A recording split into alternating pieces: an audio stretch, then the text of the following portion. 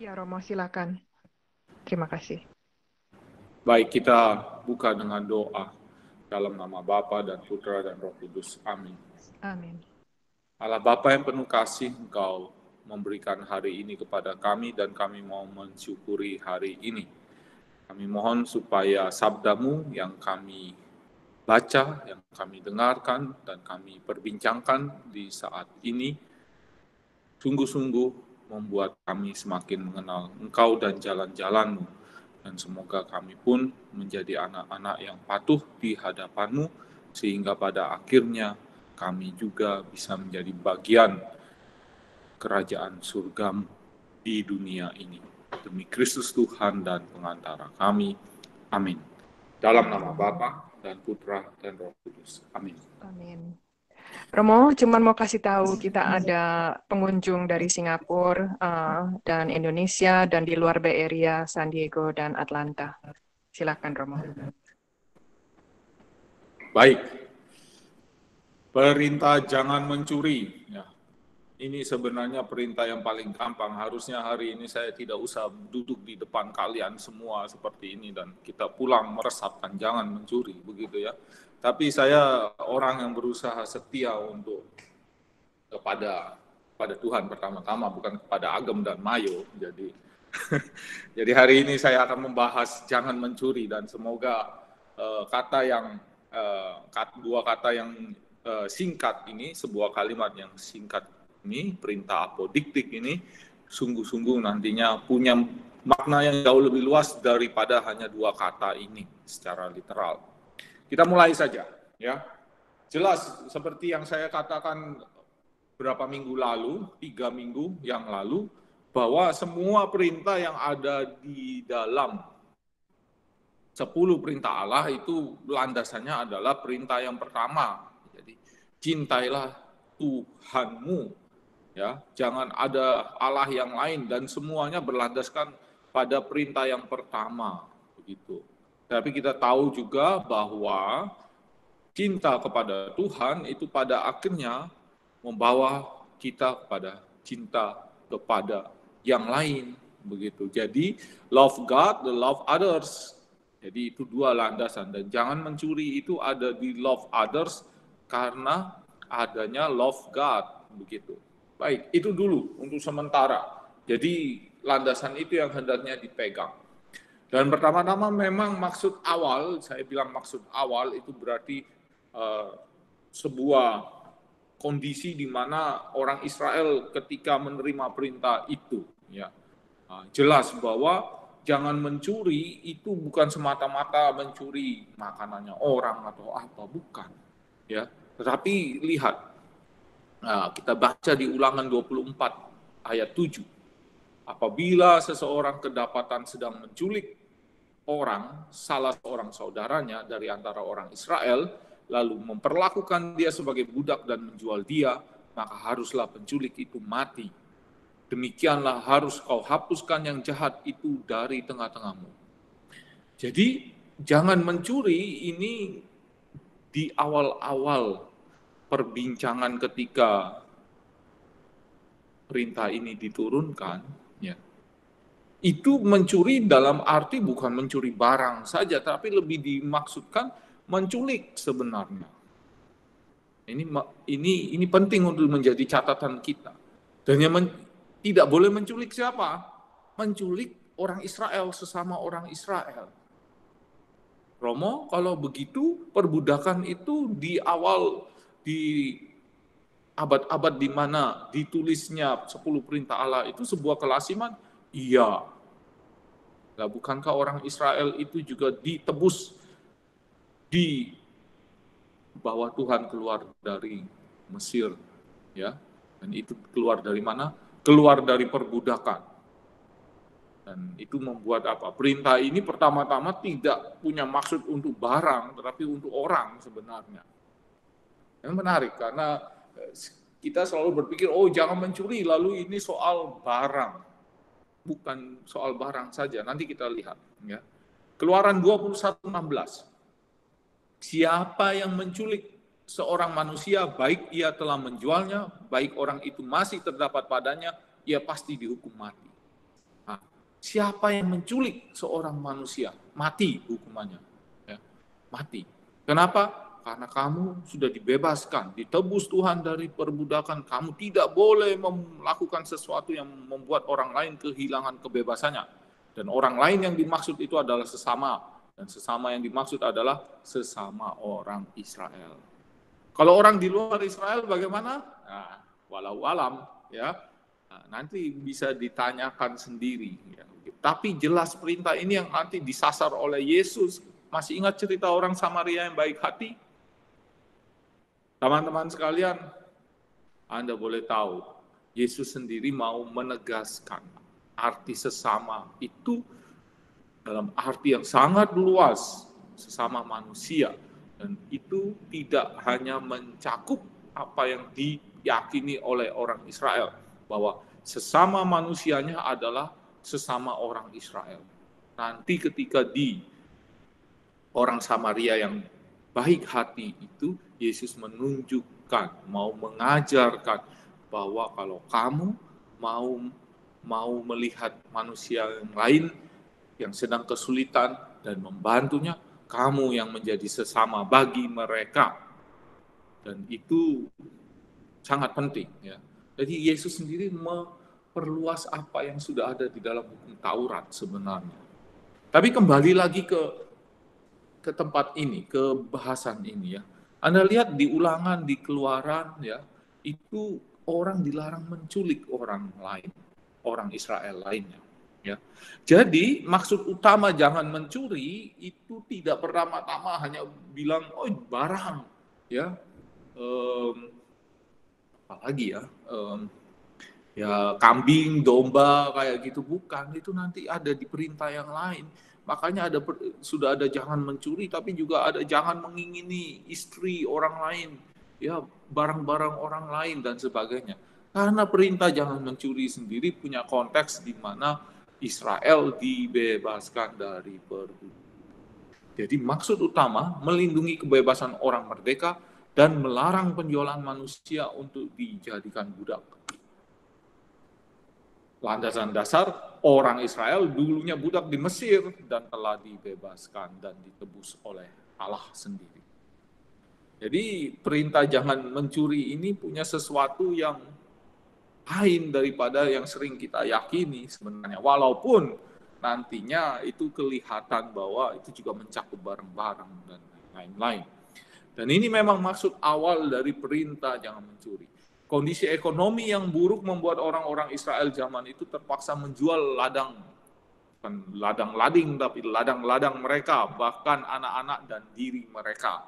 Jadi itu di kultur, di konteks Timur Tengah itu mereka ya biasa kalau daripada tidak makan lalu menjual diri mereka jadi budak, biasa, ya.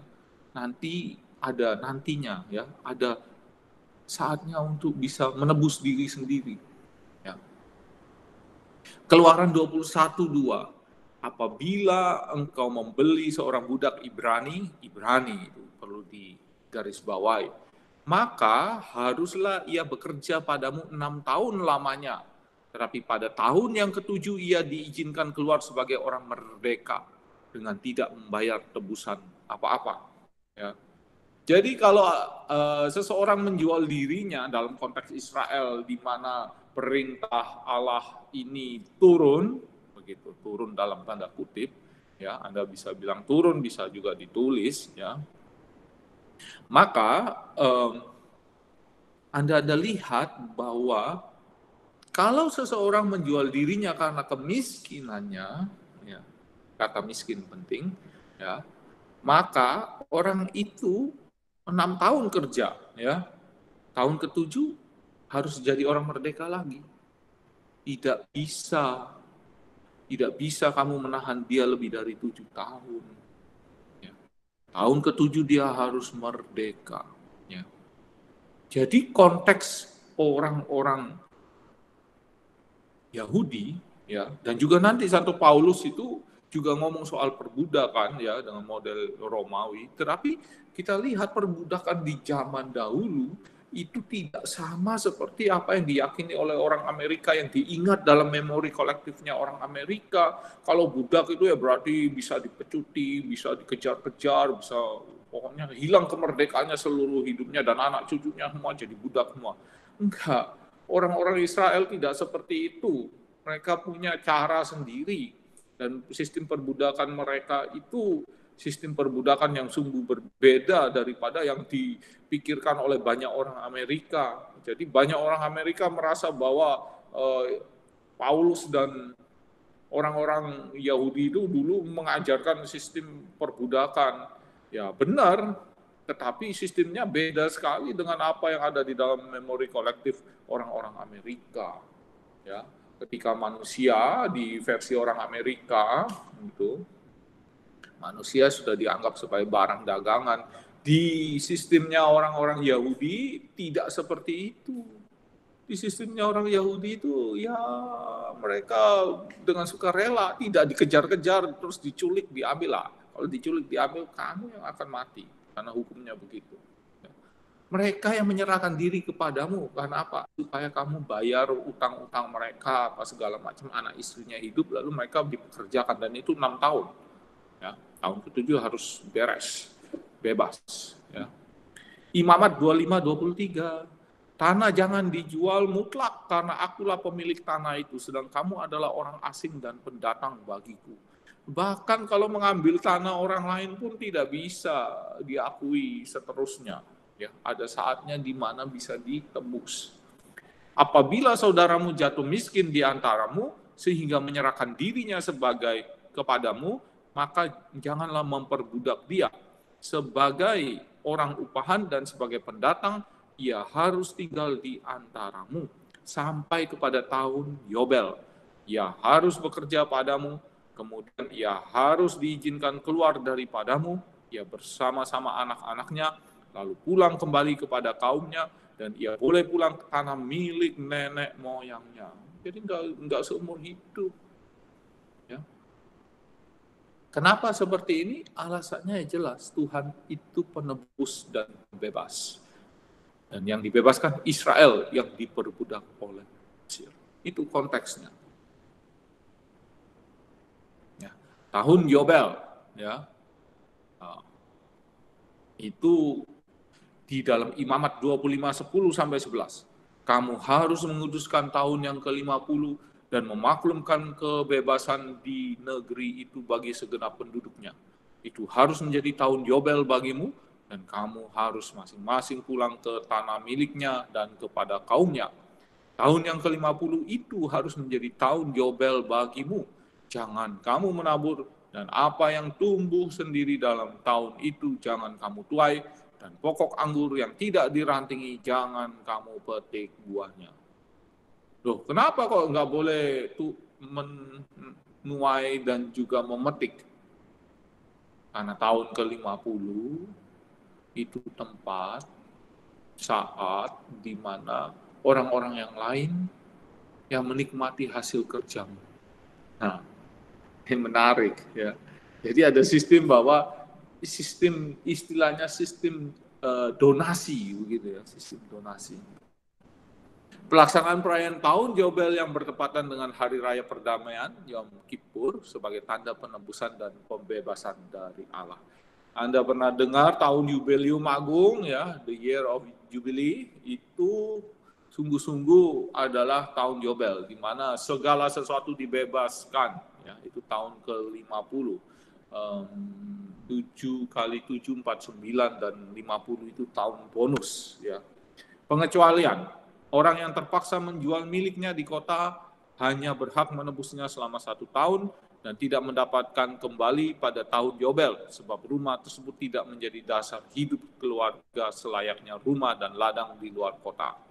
Ya, jadi di tahun Yobel semuanya dibebaskan, begitu ya. Yang semua sudah diambil dipulangkan, ya. Kecuali, nah itu orang yang punya tanah di kota. Kenapa yang punya tanah di kota nggak dikembalikan? Ya karena itu bukan sumber mata pencarian. Yang punya sumber mata pencarian itu adalah yang punya rumah dan ladang di luar kota. Jika yang dijual adalah rumah orang Lewi, rumah itu dapat ditebus kapan saja karena orang Lewi memiliki hak khusus, yaitu hak kepemilikan untuk selamanya. Enak jadi orang Lewi.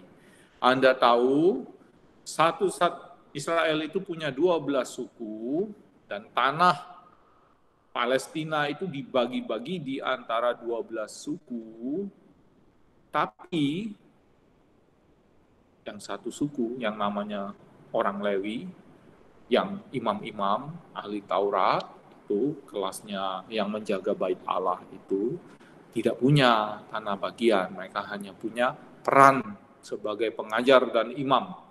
Ya. Maka mereka punya hak-hak khusus begitu. Jadi apa yang mereka miliki karena mereka tidak dibagi-bagi, karena tanah tidak dibagi-bagi untuk mereka, maka ya begitulah. Ya. Janganlah mengambil tanah atau hak milik orang yang tidak punya apa-apa. Dalam hal ini ladang dan tanah di luar kota. Seperti itu. Penembusan dan peraturan-peraturan tahun Yobel yang lain rupanya tidak berlaku bagi orang asing dan budak. Ini dilakukan untuk menjaga keutuhan marga dan keluarga Israel. Jadi kalau Anda bukan orang Israel, ya mohon maaf ya. Kalau Anda orang Tionghoa, begitu ya. Kalau Anda tahun Yobel, Anda tidak dibebaskan. Nah, tapi itu dulu. Ya. Sekarang kita semua adalah Israel baru. Ya. Nah, jadi kita tahun ke-50 boleh merayakannya tahun Yubile. Ya. Tahun Yubile itu berarti tahun pembebasan, dan seringkali Paus juga merayakan itu. Itu tradisi dari Israel kuno, di mana terjadi penebusan dan pembebasan. Ya, itu tradisi panjang. Ya. Jadi makna asal jangan mencuri itu lebih seperti sebuah tuntutan etis dan moral kepada Israel karena pembebasan dari perbudakan di Mesir.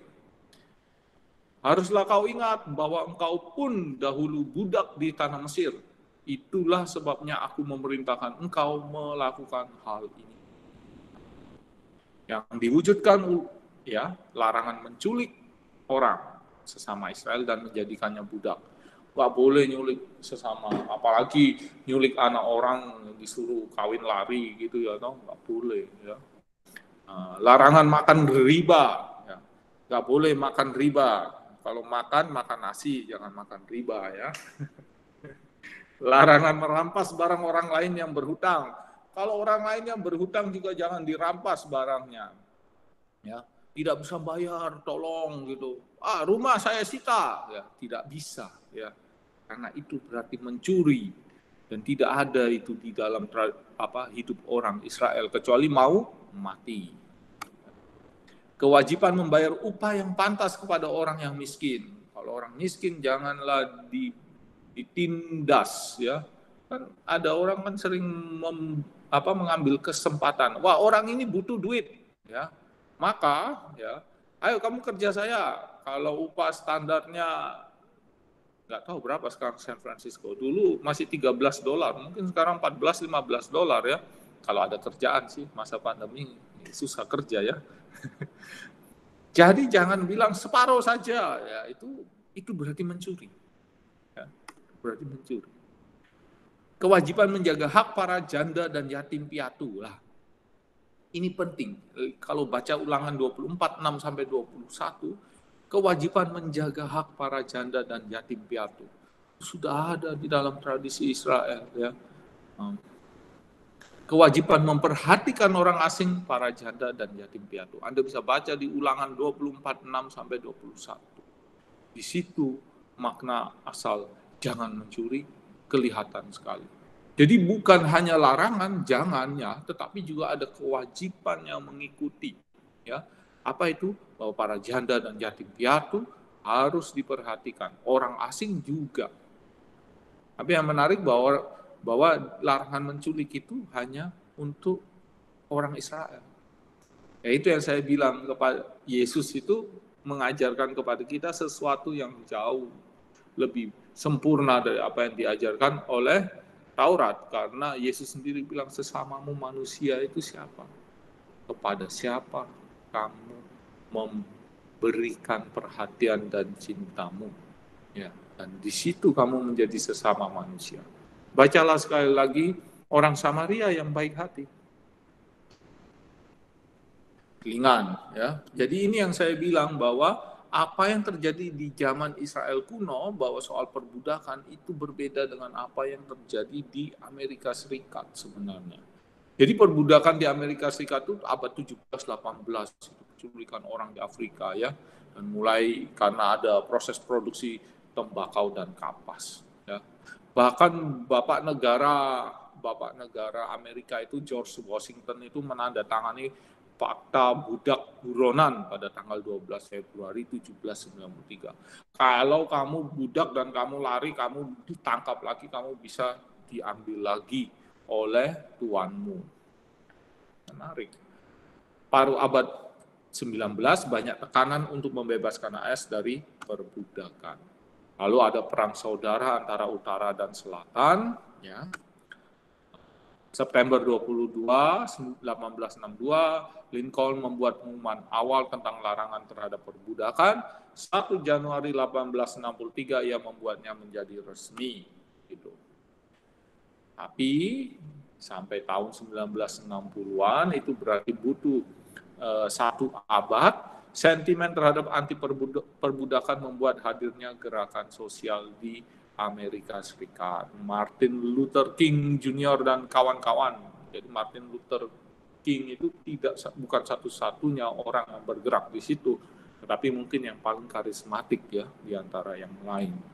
Seperti itu. Ini menarik karena bahkan sentimen perbudakan itu sendiri juga terbawa sampai sekarang ya. Amerika barusan rusuh, pandemi kok rusuh ya.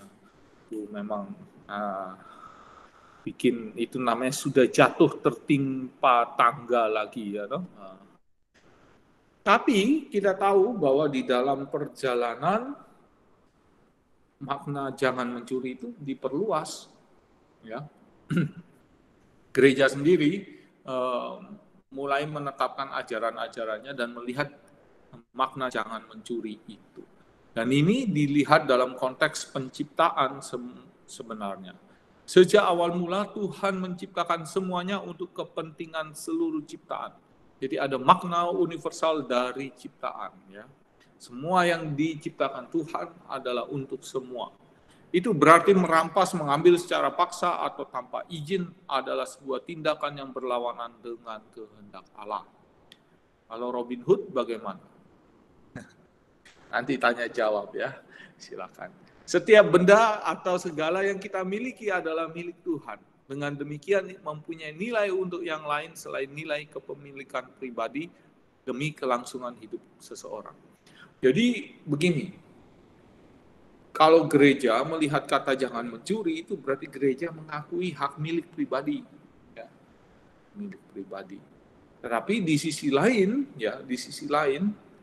gereja juga melihat yang dimiliki oleh orang perseorangan itu adalah barang-barang ciptaan, benda-benda makhluk-makhluk ciptaan yang punya nilai universal. Ya. Jadi gereja sendiri melihat bahwa ada tegangan milik pribadi diakui, tetapi nilai intrinsik universal itu juga diakui. Jadi Anda boleh tahu bahwa di dalam gereja, nanti kita lihat sendiri, setiap barang yang kita punyai itu punya nilai sosial juga, berarti terarah kepada yang lain. Makanya gereja kan suka mengajarkan kita untuk memberi, ya, berdonasi. Dan Katekismus Gereja Katolik 2403, hak atas milik pribadi yang diusahakan sendiri atau yang diwarisi atau diterima dari orang lain tidak menghilangkan kenyataan bahwa bumi ini pada awalnya diberikan kepada seluruh umat manusia. Bahwa harta benda ditentukan untuk semua manusia, tetap tinggal prioritas pertama.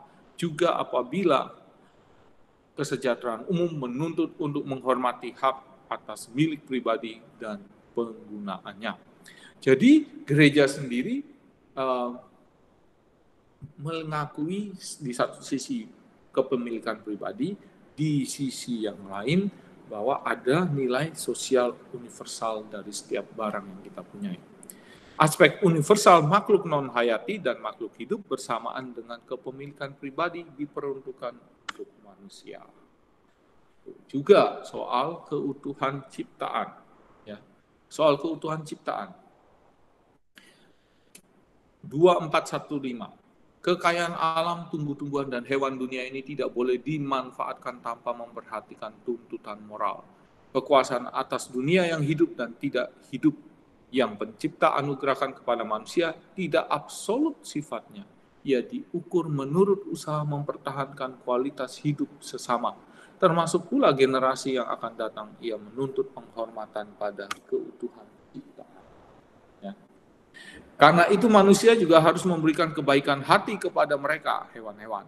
Allah menempatkan binatang di bawah kekuasaan manusia yang telah ia ciptakan menurut citranya sendiri. Ini ajaran gereja ya, saya tidak mau ikut campur dengan urusan kalian, preferensi kalian ya. Anjing itu seperti apa, nanti saya akan beritahu bahwa yang diyakini banyak orang di barat itu bagi saya sesuatu yang ya, relatif benar dan tidak benar, separuh-separuh saja saya pikir. Ini binatang harus berada di bawah kuasa manusia yang harus menunjukkan kemurahan hati terhadap mereka, harus menunjukkan kemurahan hati. Jadi sayang anjing boleh ya, mereka dapat melayani kebutuhan yang wajar dari manusia. Saya penyayang anjing, saya tumbuh besar dengan banyak anjing di rumah, 8 atau 9 ekor ya. Dan ketika induk pertama beranak 8, saya punya rumah penuh dengan anjing-anjing kecil. Ya, ngajari anjing pup tidak di dalam rumah itu sebuah hal yang biasa dalam hidup saya. Ya. Bahkan anjing induk pertama beranak itu saya tungguin begitu ya, sampai anaknya 8. Saya masih ingat benar-benar pengalaman kecil. Kalau tidur anjing saya bisa, induk pertama itu bisa tidur di ranjang bersama dengan kami. Diizinkan ya, karena anjing kampung lalu kadang-kadang kotor ya, kami sampai dimarahi. Saya sering kali dimarahi mama saya karena anjingnya diizinkan untuk naik ranjang dan tidur bersama kami, padahal anjingnya kutuan katanya mama saya. Dan memang kadang-kadang kami digigit kutunya karena anjing kampung toh. Tapi saya bukan tipikal ekstremis begitu ya, saya pecinta anjing. Ditanyai, Romo, apakah Anda makan daging anjing? Oh, saya bilang, ya, saya tidak makan daging anjing saya tidak mau. Tapi daging anjing tetangga saya mau. Kalau di Yogyakarta ditanyai, Romo suka daging anjing? Saya suka apa saja yang diberikan oleh Tuhan dan tidak ada larangan dalam menikmatinya. Yang tidak ada tertulis di dalam kitab suci anjing dilarang untuk dimakan. Jadi saya makan anjing ya. Asal saya nggak ngelihat anjingnya, saya nggak tahu anjingnya, saya makan. Orang-orang marah-marah, Romo anjing itu adalah sahabat manusia yang terbaik. Ya sahabat manusia yang terbaik itu adalah manusia, bukan anjing. Jadi Anda boleh yakin, saya tidak akan ngajak Anda berdebat soal ini. Tetapi kalau di dalam ajaran gereja sendiri, kita itu harus menaruh segala sesuatunya sesuai dengan rencana awal dari penciptaan. Jadi semua makhluk hayati, non hayati, hidup tak hidup itu semuanya berada di dalam kuasa manusia dan nilainya tidak sama dengan manusia. Lalu mana anjing itu disebut citra Allah? Kan enggak. Ya, anjing ya anjing, hewan ya. Oh, anjing mengerti manusia apa? Ya benar ya. Saya juga tahu anjing itu punya sesuatu yang istimewa. Tapi apakah manusia dan anjing sama? Jelas tidak sama ya. Nanti kalau anjing Anda mati, oh dia sekarang ada di surga. Sangat tidak Katolik itu. Anjing mati ya mati, ya sudah selesai. Kita mati masih lanjut, anjing mati ya selesai. Oh nanti Tuhan akan menciptakan dia lagi di sana. Oh ya kalau itu ya urusannya Tuhan. ya. Tapi kita tidak usah berpretensi bahwa anjing itu akan hidup mengikuti kita nanti sampai di sana, ketemu di surga ya. Ya nggak tahu sih. Nanti kucing ya macam-macam lah hewan-hewannya. Nanti kalau senang babi, nanti babi kamu mati, babi mati digoreng ya, enak babi. Jadi Anda boleh percaya bahwa soal keutuhan ciptaan, bahwa semua yang ada diciptakan itu punya nilai intrinsik dan bisa dipakai sebenarnya tanpa melebih-lebihkan pemakaiannya. Dan itu persis tempatnya bahwa gereja itu melawan konsumerisme, kapitalisme, tapi di satu sisi juga melawan pemberhangusan kebebasan manusia, kemerdekaan manusia yang dinamakan dengan komunisme itu. Jadi perintah jangan mencuri itu punya tempatnya dalam ajaran sosial gereja. Ya, ini dibaca. Gereja telah menolak ideologi totaliter dan ateis yang dalam waktu-waktu akhir ini bergandengan dengan komunisme atau dengan sosialisme. Di pihak lain, ia juga telah menolak individualisme dan keunggulan absolut dari hukum pasar terhadap karya manusia dalam cara kerja kapitalisme. Jadi ajaran sosial gereja kita tidak ikut yang namanya kapitalisme total, dalam arti sisi baiknya ada. Tapi juga tidak mengikuti sosialisme atau komunisme itu. Sosialisme total dalam arti tidak ada hak pribadi. Dan tadi saya jelaskan bahwa perintah jangan mencuri di dalam konteks ajaran gereja itu adalah satu, gereja mengakui hak milik pribadi, di lain pihak gereja melihat bahwa setiap barang yang dipunyai kita itu selalu punya nilai universal karena itu diciptakan dari Allah untuk segala sesuatu yang ada, termasuk kalau kita punya barang kita juga bisa memberikannya kepada yang lain karena itu intensi awal yang dibuat oleh Tuhan. Manusia itu sendiri adalah pencetus inti dan tujuan seluruh kegiatan ekonomi dan kemasyarakatan. Jadi manusia itulah yang tujuan akhirnya, ya, bukan manusia dijadikan sarana. Dan itu yang terjadi di dalam dunia kita. Ya. Sangat menentukan bagi masalah sosial bahwa benda-benda yang diciptakan Allah bagi semua orang benar-benar sampai kepada semua orang sesuai dengan keadilan dan melalui cinta kasih. Nilai pekerjaan yang utama datang dari manusia itu sendiri yang melakukannya dan untuk siapa itu ditentukan. Dengan pekerjaannya, manusia mengambil bagian dalam karya penciptaan. Bekerja dalam persatuan dengan Kristus dapat menyelamatkan.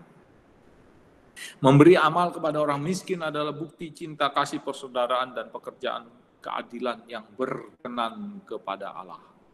Jadi lihat, perintah jangan mencuri itu punya makna yang dalam sejak awalnya dan terus dikembangkan oleh gereja sampai pada ajaran sosial gereja dan keutuhan ciptaan.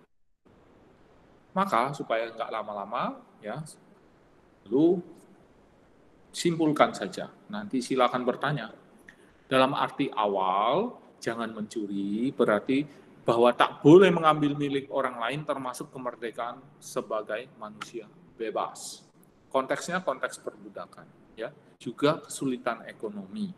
Dan Allah sebagai penebus dan pembebas Israel dari tanah Mesir. Dalam perkembangannya, jangan mencuri menunjukkan arti makna universal ciptaan dikaitkan dengan mandat kepada manusia untuk menguasai dunia. Keutuhan ciptaan mewajibkan manusia untuk tidak mengambil lebih dari yang dibutuhkan demi kepentingannya. Tindakan disertai dengan moralitas. Maka kalau saya sering kali marah-marah dulu ketika di Berkeley karena para Yesuit itu yang bule-bule itu kalau makanan sudah masuk kulkas tak pernah lagi dimakan, dibiarkan sampai rusak dan dibuang karena mereka terbiasa fresh, ya, harus makan yang fresh. Ya, tidak tahu betapa sayur mayur itu butuh waktu untuk bertumbuh. Kangkung saya yang di atas kolam lele itu saja 2 minggu sekali baru bisa dipanen. Dan kalaupun ditumis, kalau kamu tidak makan hari itu, disimpan di kulkas, kamu tidak mau makan lagi, kamu buang, kamu sungguh-sungguh keterlaluan. Karena bahkan bagi kangkung itu sendiri sekitar 2 minggu sampai 20 hari baru bisa panen. Nah, itu kan sungguh-sungguh keterlaluan. Jadi, keutuhan ciptaan mewajibkan manusia untuk tidak mengambil lebih dari yang dibutuhkan demi kepentingannya. Dan itu yang sebagai solidaritas terhadap yang lain dalam penggunaan barang, kita makan secukupnya, ya. Dalam arti ya tiap orang beda ya cukup-cukupnya ya. Mungkin Romo Effendi segini, Agem segitu ya. Romo Hadi lain lagi porsinya ya. Saya masih ingat Romo Hadi ketika jalan di Batam ya. Berapa tahun lalu dengan Romo Dedi, dengan Benny, Shirley, dan juga Liliana waktu itu ya bukan Batam, di Bangka ya. Wah, Romo Hadi luar biasa. Romo Hadi menggunakan sistem input dan output. Sepanjang saya bisa mengeluarkan, saya bisa memasukkan, dan itu memang itu yang saya akui dari Romo Hadi waktu itu yang luar biasa. Ya, baik, itu saja simpulan. Sekarang silakan bertanya. Itu sebentar. Terima kasih Romo. Romo Hadi dulu, ada yang mau?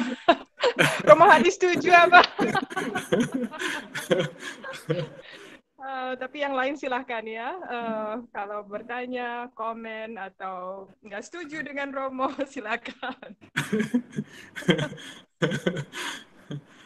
Kalau untuk urusan makan, saya yakin Romo Hadi jagoannya ya. Apalagi Romo Hadi ini pintar masak loh.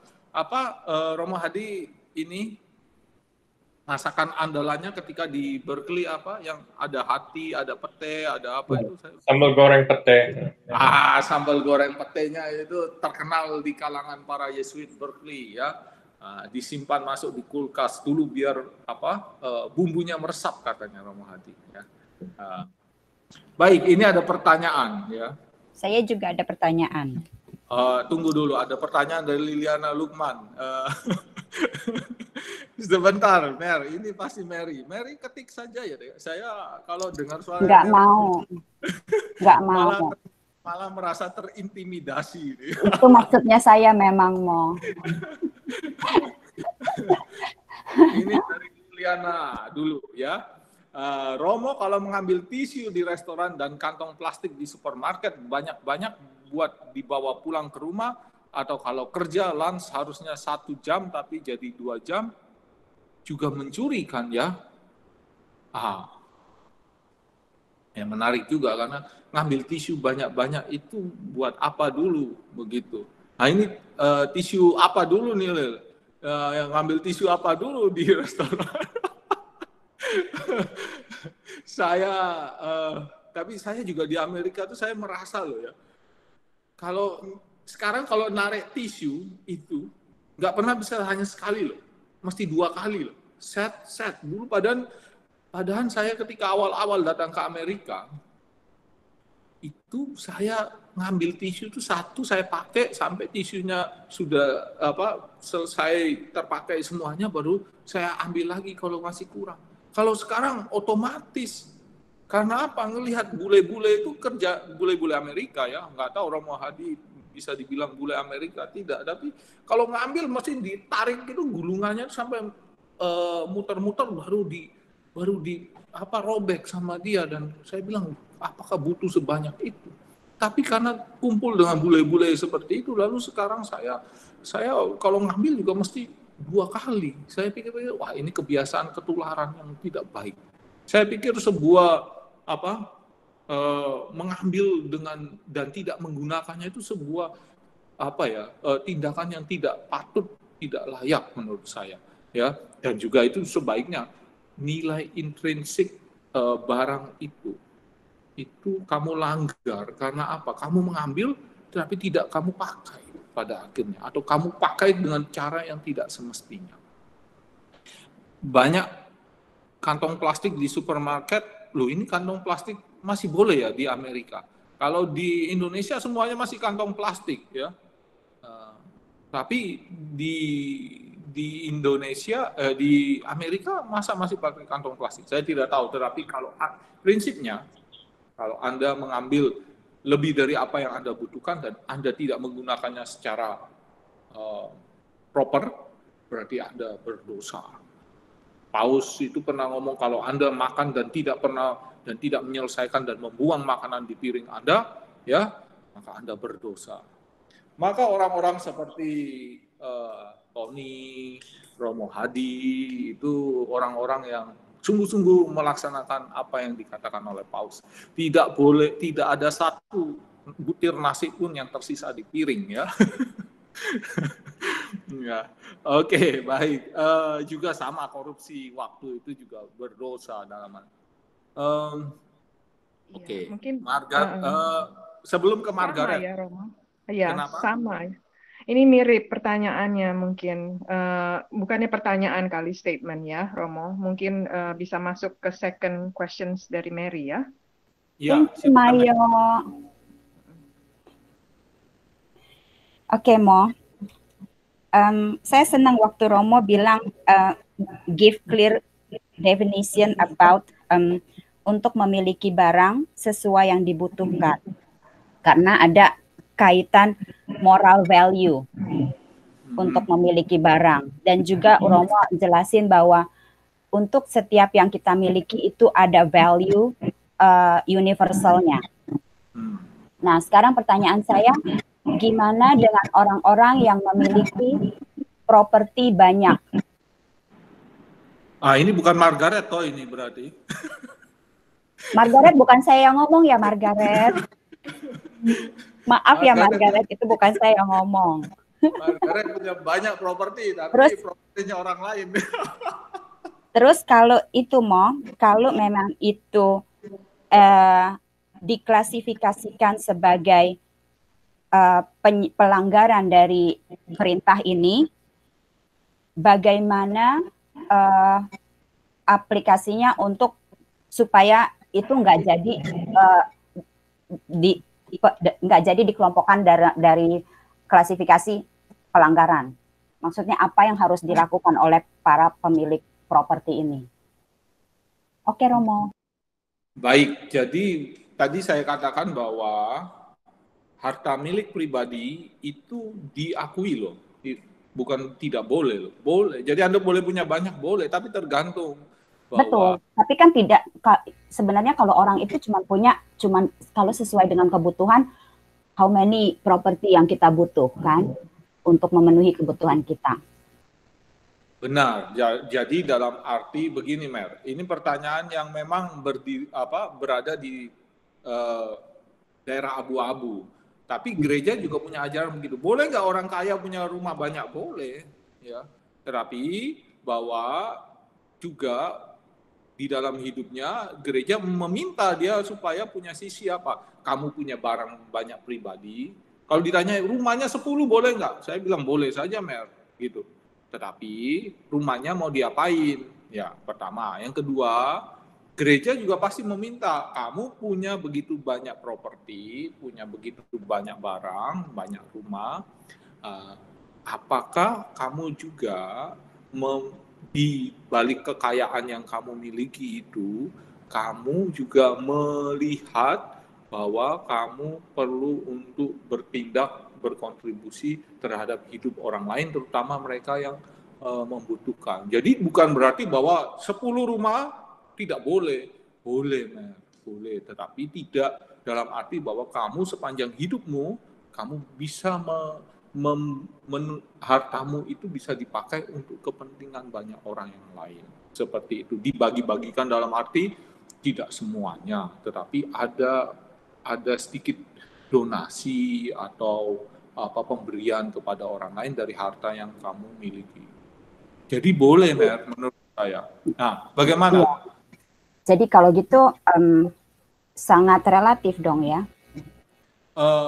Kita hidup di dalam tegangan, Mer. Jadi kita itu abu-abu. Tadi kan saya bilang gereja mengakui hak milik pribadi, tetapi sekaligus melihat bahwa ada nilai intrinsik universal dari semua barang yang kita miliki. Berarti di balik semuanya itu ada kehendak Tuhan apa? Kalau pada satu titik dia minta ini kamu berikan kepada yang lain, atau yang lain butuh, kamu harus memberikannya. Atau kalau orang kaya mungkin hidup dari bisnis rumahannya dijadikan kos-kosan begitu ya. Kalau semuanya dikasih nanti dia jatuh miskin dong. Betul, iya betul. Iya. Bisnis kos-kosannya boleh, tetapi kalau uangnya, sekarang kita ngomong soal uang, dari bisnis kos-kosannya lalu bisa saja diberikan untuk anak yatim, para janda, mahasiswa-mahasiswa miskin. Begitu. Iya, maksud saya itu yang saya mau tahu moral guidance-nya bagaimana. Thank you, Romo. Romo Hadi, ada tambahan? Mereka chatting-chattingan di ini nih, tulisan saya pikir apa ya. Boleh. Ya, Romo, kalau bukan pertanyaan kita enggak bacain ya, Romo ya. Di chat. Terus, oke, go ahead. Yang lain silakan. Ini Margaret Lin, bukannya di Indo tisu di restoran pakai toilet paper. Ini menghinai orang Indonesia ini. Bukan ya, mohon maaf ya, itu tisu wajah ya Margaret. Kami orang Indonesia tidak jelek-jelek amat loh ya. Mentang-mentang sudah jadi orang Amerika. Ya. Orang Amerika, supaya Anda tahu, saya pengalaman internasional saya adalah menggunakan toilet paper. Ya, itu waktu saya terbang pertama kali ke Amerika di bandara Taiwan, saya masuk ke toilet karena memang sudah waktunya. Panggilan alam, saya cari air tidak ada. Ya, dan itu saat pertama kali pengalaman internasional saya pertama kali adalah menggunakan toilet paper ya di Taiwan. Luar biasa ya. Dan saya merasa aneh sekali kalau membersihkan diri dengan toilet paper itu. Saya jalan kayak orang ya. Saya mau nanya, Romo, saya mau nanya. Pak Susilo. Bukan. Adiknya Pak Susilo, Agem. Oh. Aduh, Romo. Tanyalah ya. Emang mau nanya apa, Gem? Tidak bertanya, sebetulnya saya hanya ingin ada satu bukan unek-unek ya, sesuatu yang mengusik hati saya gitu ketika saya di Indonesia gitu loh. Ini Romo melihat bahwa jangan mencuri ini kan lebih kepada manusia dalam artian perbudakan gitu kan, Romo. Terus awalnya otomatis juga perbudakan itu adalah merasa bahwa kita berbeda, kita ras yang berbeda dengan para budak itu. Maksudnya ada kesombongan, terus atau kita mampu membayar maka dia layak melayani kita dan kita berhak atas seluruh kehidupan dia, begitu kan, Romo ya. Nah, ini saya melihat kita sudah jauh sekali dari masa perbudakan, tapi ini saya bicara di Indonesia ya. Itu sangat amat banyak sekali prakteknya, Romo gitu. Mungkin perbudakannya tidak ada, tapi prakteknya sangat amat banyak gitu ya. Banyak kan orang-orang punya uang gitu, orang yang memiliki uang lebih gitu, mereka punya pembantu kan, Romo gitu loh. Ya, dan saya yakin ada beberapa teman saya tuh bisa punya 2-3 pembantu gitu. Anaknya 3 punya pembantu, bisa 5 karena anaknya jaga anaknya satu-satu dan punya bantu di rumah. Nah, saya tidak persoalin dengan itu karena kita memang tidak ada di zaman perbudakan. Jadi saya tidak melihat itu sebagai sebuah perbudakan gitu. Tapi di satu sisi gitu loh, saya melihat banyak sekali hal-hal seperti misalnya mereka tidak membayar upah dengan karena mungkin Indonesia tidak punya upah minimum ya, Romo, terhadap tidak mengatur terhadap pembantu kan, berapa seharusnya bayar pembantu. Tapi saya sering melihat gitu, mereka juga berhitung untuk membayar gitu. Loh, tetangga kita dapat sebulan 200 kok, kenapa kita mesti bayar gini? Loh, pada akhirnya perbandingannya adalah tetangga. Kita tidak tahu tetangganya itu generous atau tidak. Kalau emang tetangganya pelit, ya itulah, tetangga pelit itulah yang jadi patokan kita. Meskipun sebetulnya kita sanggup sesungguhnya membayar, atau kita sendiri sadar bahwa 200 itu terlalu kecil.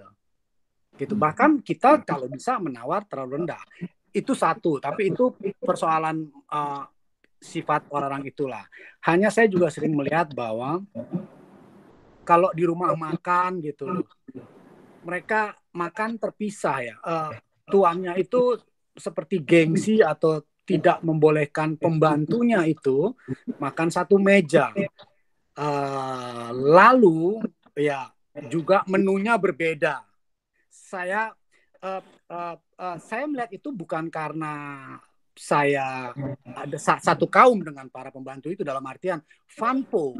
Saya bukan karena saya pribumi melihat itu, Romo ya. Saya tidak melihat itu. Tapi saya melihat bahwa rata-rata Vanpo itu, pembantu itu adalah orang pribumi, Romo gitu loh. Jadi saya melihat, sementara saya punya pembantu di rumah. Bapak saya tuh tidak boleh saya panggil dia nama atau bibi. Harus panggil Mbak kalau dia lebih tua dari saya. Saya harus panggil Mbak. Nah, kakak saya kalau umurnya lebih tua dari dia harus memanggil nama karena pembantu saya lebih muda. Jadi saya selalu panggil Mbak. Dan bapak saya bilang bahwa kita membayar dia karena dia bekerja buat kita. Orang harus, kalau di sini ditanyakan, what are you doing for living gitu kan? Apa yang akan melakukan untuk hidup? Nah, itu kita bayar dia untuk dia hidup, tapi kita tidak membayar hidup dia. Dalam artian, ya ada yang saya juga lihat teman-teman saya, pembantunya kerja, ya orang kerja di kantor kan 10 to 5 gitu kan. Pembantu itu kan tidak ada, Romo. Kalau dapat yang orang-orang yang memang nggak mengerti, dia bisa dari jam 4 pagi sampai jam 4 pagi juga mungkin suruh kerja. Saya kurang tahu, saya pernah melihat juga sih sesungguhnya seperti itu. Nah, saya melihat bahwa perbandingan memperlakukan antara bapak saya mengajarkan saya di keluarga dengan saya melihat banyak sekali, saya tidak menuduh, banyak sekali karena rata-rata teman saya punya pembantu lebih dari satu dan rata-rata mereka memperlakukan seperti itu, dalam artian ya saya lihat juga tidak membayar upah dengan layak, terus juga menganggap pembantu itu berbeda atau apa, dengan cara yang tadi saya bilang, makan dipisahin, mejanya apa segala macam, terus mereka merasa bahwa harus bekerja dengan ya meskipun jam istirahat aja, kalau tuannya pulang tengah malam dia mau mandi misalnya, suruh masak air panas, tuh pembantunya baru mau istirahat, baru mau tidur bisa disuruh masakin air panas kayak gitu. Nah, saya melihat bahwa perbudakan memang sudah tidak ada, bukan zamannya gitu. Tapi saya melihat bahwa praktek perbudakan itu banyak sekali.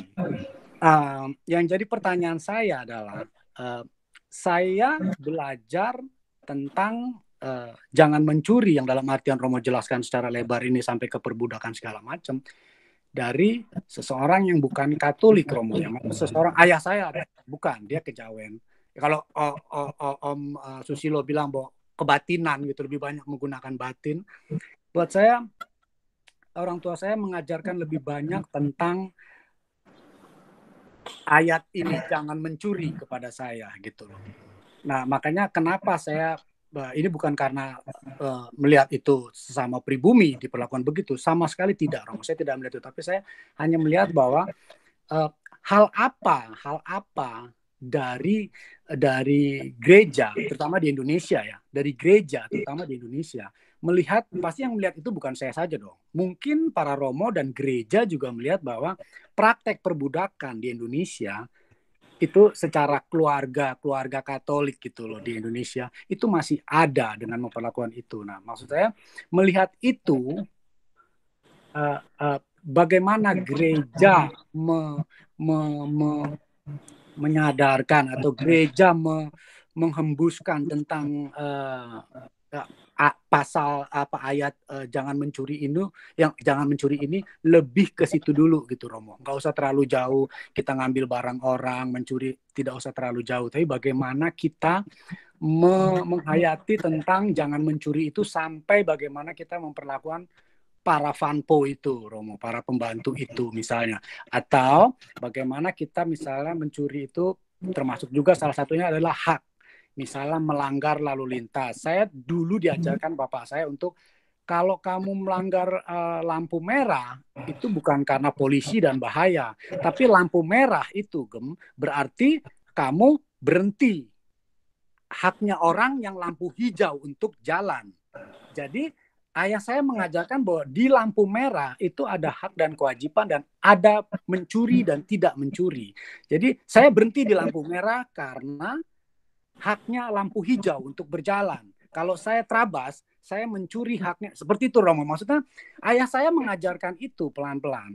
Maksud saya, bukan seorang Katolik, bukan seorang yang ini, bapak saya kejawen. Tapi dari situ, dasar-dasar itu, bapak saya peduli bahwa hal-hal kecil itu patut ditanamkan. Maka saya balik bertanya, ketika praktek perbudakan seperti yang saya bilang tadi, perlakuan terhadap para fanpo dan pembayar murah segala macam, terus itu bagaimana gereja atau itu bisa menghembuskan pasal ini yang jangan mencuri ini langsung ke hal yang itu dulu gitu, Romo, yang lebih basic gitu. Begitu, Romo. Terima kasih, Agem. Ya.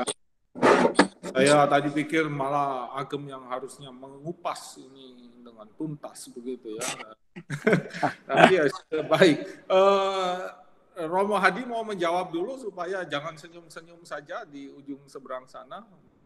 Mau menjawab boleh loh Romo, daripada hanya menyodorkan sambal goreng atinya saja ya. Mari Romo Hadi, silakan. Saya nggak tahu siapa di Indonesia. Memang benar sih praktik perbudakan sistemnya sendiri udah nggak ada, tapi praktiknya masih sering. Seperti salah satu contohnya kan film Korea itu Parasites menunjukkan hal itu kan. Lalu yang saya ingat waktu saya di Indonesia, ibu saya itu dulu bagian dari LDD ya, Lembaga Daya Dharma Keuskupan Agung Jakarta. Dan seingat saya, Lembaga Daya Dharma Jakarta itu mereka juga banyak membantu buruh dan mereka berusaha reach out ke pemilik pabrik, jadi pengusaha-pengusaha Katolik dan berusaha menyadarkan mereka untuk memperlakukan pekerja-pekerja mereka sesuai dengan ini ajaran sosial Kristen. Jadi itu yang saya ingat waktu di Indonesia, dan saya yakin masih banyak usaha-usaha lain yang oleh gereja untuk menjangkau para pengusaha, para ini untuk rumah tangga. Saya nggak tahu ya cara yang terbaik untuk itu. Tapi hal ini juga bukan hanya terbatas di Indonesia, di Amerika juga ini adalah mungkin bukan dalam rumah tangga sebagai pembantu, tapi perlakuan para labor ya. Di Amerika juga kadang-kadang itu ada isu. Dan salah satu cerita yang saya mau kasih tahu ini akan di komunitas Jesuit.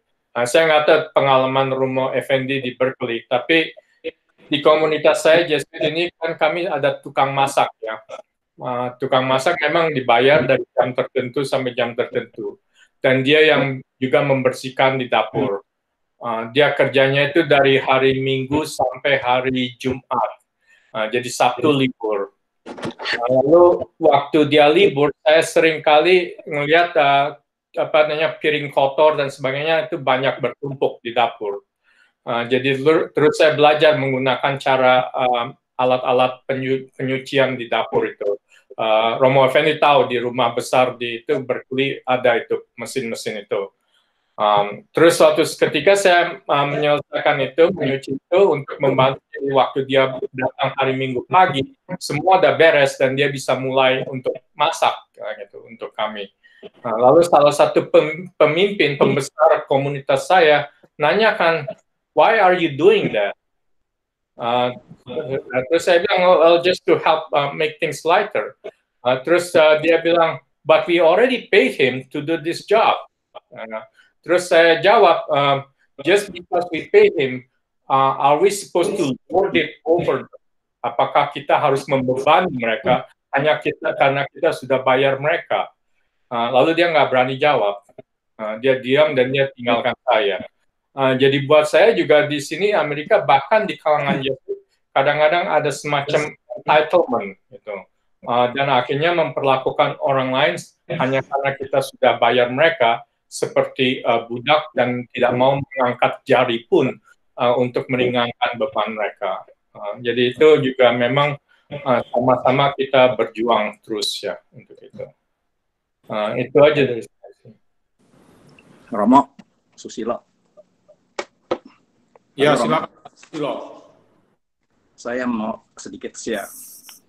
Mau jawab punyanya Agem boleh loh, langsung Ya saja. boleh, ada kaitannya juga sih. Jadi begini, yang Romo ceritain panjang lebar secara mendalam bahwa pengertian mencuri itu berubah dari sesuatu yang material, terus berubah. Nah, jadi sekarang kalau saya lihat itu, Romo, perkembangan sekarang ini pencurian itu cakupannya sangat luas sekali. Ini terutama yang ada kaitannya berbeda dari yang perbudakan zaman dulu sama sekarang. Kalau dulu mereka terpaksa suatu keharusan. Tetapi perbudakan sekarang itu mereka tahu bahwa mereka diperbudak tapi mereka mau. Itu yang kalau dalam sosiologi itu disebut sebagai kekerasan simbolik. Gitu, Romo, kurang lebih. Jadi mereka diperbudak, tetapi sebenarnya mereka mau dengan alasan apapun. Jadi pengertian perbudakan sekarang ini sekarang menjadi dari yang slavery yang zaman dulu, zaman Musa, sekarang menjadi apa yang disebut sebagai new slavery dewasa ini, yang didasarkan kepada dominasi seseorang terhadap yang lain atau hegemoni seseorang terhadap yang lain, baik dia lakukan secara sadar atau tidak sadar oleh kedua belah pihak. Yang saya lihat sekarang ini yang disebutnya new slavery itu banyak aspeknya. Salah satu yang paling gampang ya kita lihat sekarang itu adalah corporate slavery. Ini yang kadang-kadang kita tidak sadari. Terutama di Amerika, kita kerja pulang pagi, masuk pagi, pulang malam. Demikian pula di Jepang. Kalau saya lihat tuh mereka seolah-olah hidupnya hanya untuk korporasi. Dari jam malam mereka dijadwal dari pagi sampai sore, sehingga sedikit waktu untuk keluarga. Itu yang disebut corporate slavery. Itu corporate slavery itu bukan hanya dalam sistem kapitalis, tapi dalam sistem komunisme ada, sama. Ya, itu yang satu, Romo. Terus yang kedua adalah spiritual slavery. Itu bukan secara material, tetapi secara spirit. Contohnya misalnya orang dicuci otaknya atau diindoktrinasi segala macam itu oleh ideologi atau kepercayaan atau agama tertentu. Nah, ini semuanya kalau kita cakup, ini semuanya adalah yang tadi Romo bilang pencurian. Jadi pencurian sekarang bukan berbentuk materi tapi non materi, dan ini pun kadang-kadang kita tidak sadari. Ya, jadi dan mungkin ada lagi misalnya sekarang yang digital slavery, kita nggak tahu, bangun tidur langsung pegang HP, kita kadang kemana-mana, kalau saya naik kereta atau siaman semua udah main gadget gitu. Dan banyak-banyak yang lagi, misalnya simbol-simbol yang lain juga banyak. Nah sekarang kita sebagai umat Katolik untuk menghadapi pencurian model baru ini yang kita sebut sebagai the new slavery itu bagaimana sikapnya? Apakah itu semua sudah tercakup di dalam ajaran sosial gereja, atau mungkin ada beberapa ensiklik yang saya tahu juga udah mulai menyadari hal itu. Demikian, Romo. Saya pikir bahwa yang namanya ajaran gereja itu juga turut berkembang, juga tidak dalam arti stagnan, selalu dinamis. Ya. Tadi kita lihat bahwa di dalam hidup bangsa Israel itu keluar perintah ke-7 jangan mencuri, dan itu konteksnya konteks yang selama ini kita pikir soal barang saja, tetapi juga yang non material. Apa itu? Kemerdekaan seseorang, ya, Pak Susilo dan teman-teman, ya, juga Agem, ya. Itu bagaimana kita memperlakukan orang lain secara layak, itu bagian dari upaya untuk memenuhi perintah ke-7. Yaitu apa? Jangan mencuri. Jangan mencuri apa? Hak-hak orang lain, termasuk di dalam hal ini adalah kemerdekaan seseorang.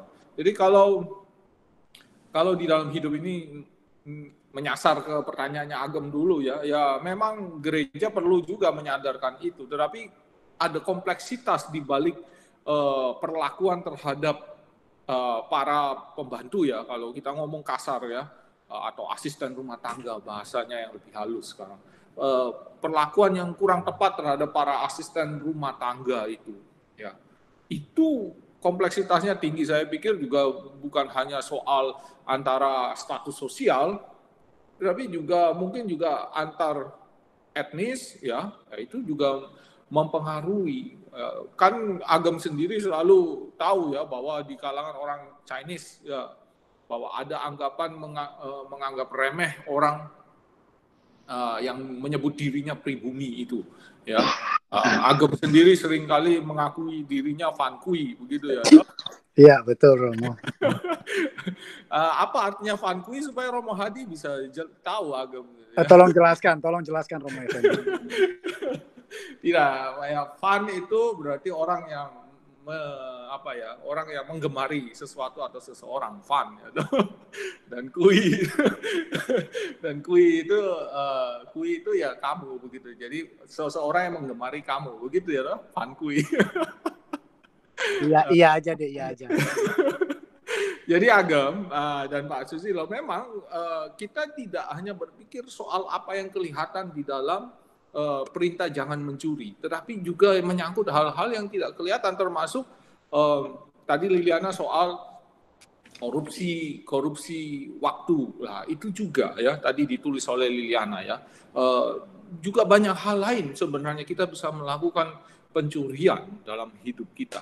Tadi saya bukan hanya ngomong bahwa ngambil mangga tetangga sebelah ya, di pohon tetangga sebelah itu mencuri, tetapi juga Paulus sendiri ngomong bahwa kalau kamu makan dan kamu ambil banyak-banyaknya dan kamu tidak habiskan, itu kamu mengambil jatahnya orang miskin, dan itu mencuri dalam arti tertentu ya. Maka persis ada hal-hal yang material tapi juga yang non material. Perintah ini berlaku untuk kedua hal itu ya. Seperti itu. Tadi Pak Susilo ngomong soal mencuri dalam arti yang lebih luas, yaitu secara spiritual juga gitu.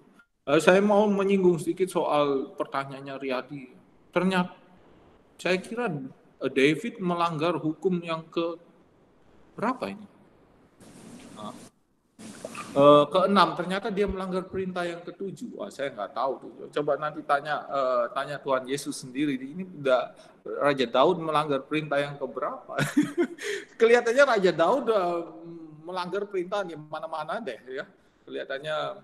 Tapi saya tidak berpikir bahwa itu perintah ke-7 karena Bathsheba juga mau, jadi Daud tidak mengambil secara paksa, ya, tidak melanggar perintah ke-7. Bathsheba juga mau karena raja mau sama dia, maka ya dia mau aja begitu. Ya, mungkin lebih ke-6 atau ke-9 yang jangan menginginkan istri ya orang lain dan sebagainya itu. Ratna Gunawijaya ya. Dalam lingkup lebih kecil, memberikan hak kepada orang lain juga berlaku dalam keluarga. Hubungan ortu dan anak remaja, dewasa, muda perlu bisa saling menghormati hak masing-masing. Saya hanya mau menanggapi, ya, maka berikanlah masing-masing. Ya.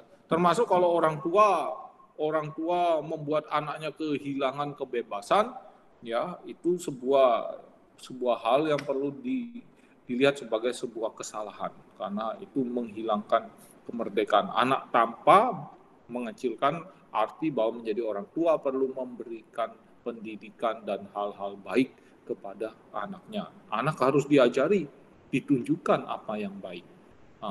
Liliana Lukman lagi, pasangan suami istri sebelum tidur masing-masing pegang HP chat sama orang lain daripada ngobrol sama pasangannya. Mencuri waktu family time juga enggak. Nah, kalau itu problemnya tidak sampai kepada perintah ke-7, itu lebih problem komunikasi antara suami istri. Saya pikir bahwa itu perlu didiskusikan dan diputuskan bersama bagaimana cara Anda berelasi. Mbok, kalau masuk kamar tidur jangan membawa HP ya umpamanya.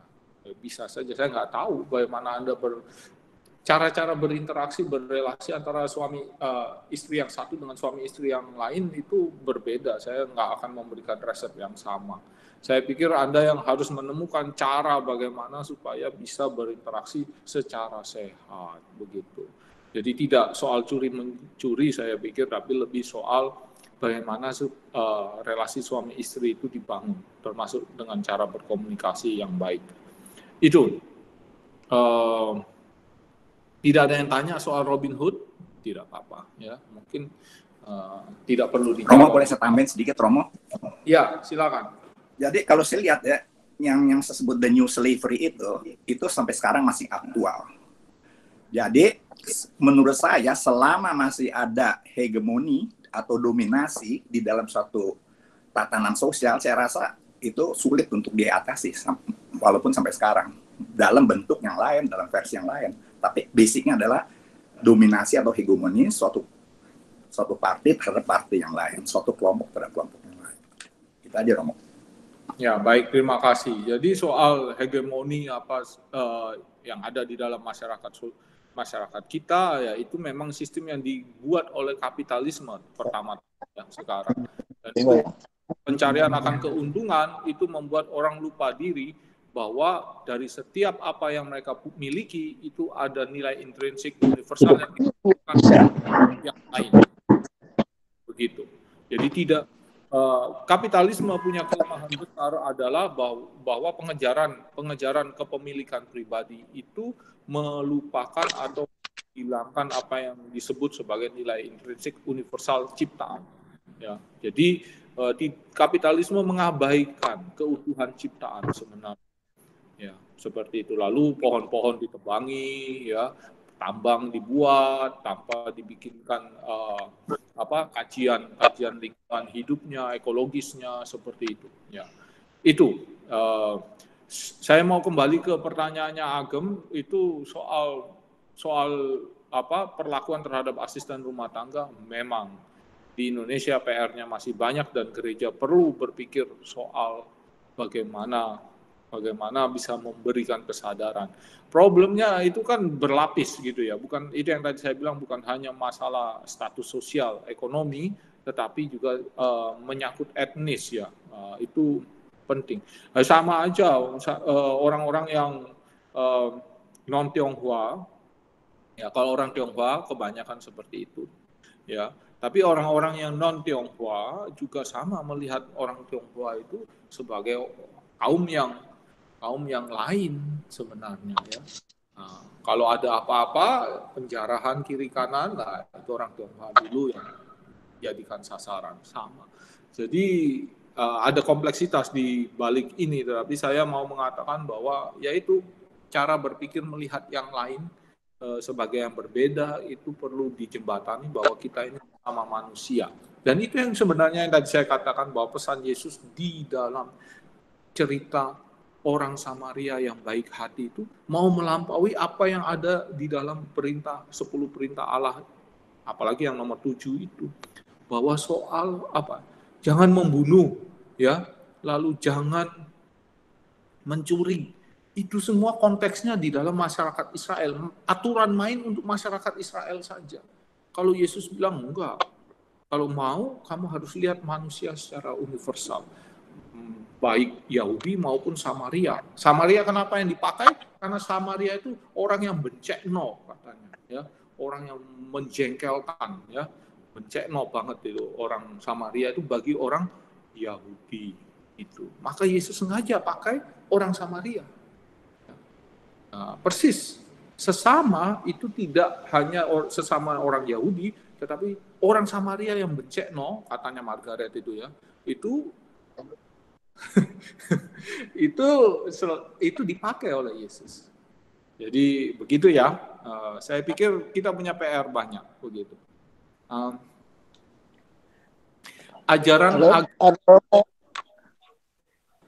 agama adalah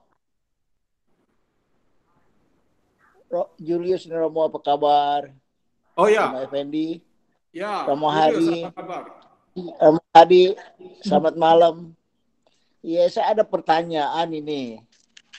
untuk keluarga saya sendiri, ini adik saya. Apa ini termasuk salah satu kategori pencurian menurut kita sebagai seorang agama Katolik. Nah, adik saya telah menikah di Jakarta dengan secara agama Katolik.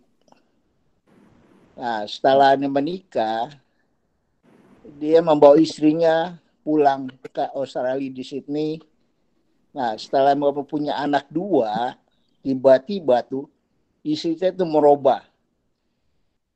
Dia keluar dari rumah membawa 2 anaknya. Waktu itu anaknya baru umur 7 tahun dan 5 tahun, keluar secara diam-diam.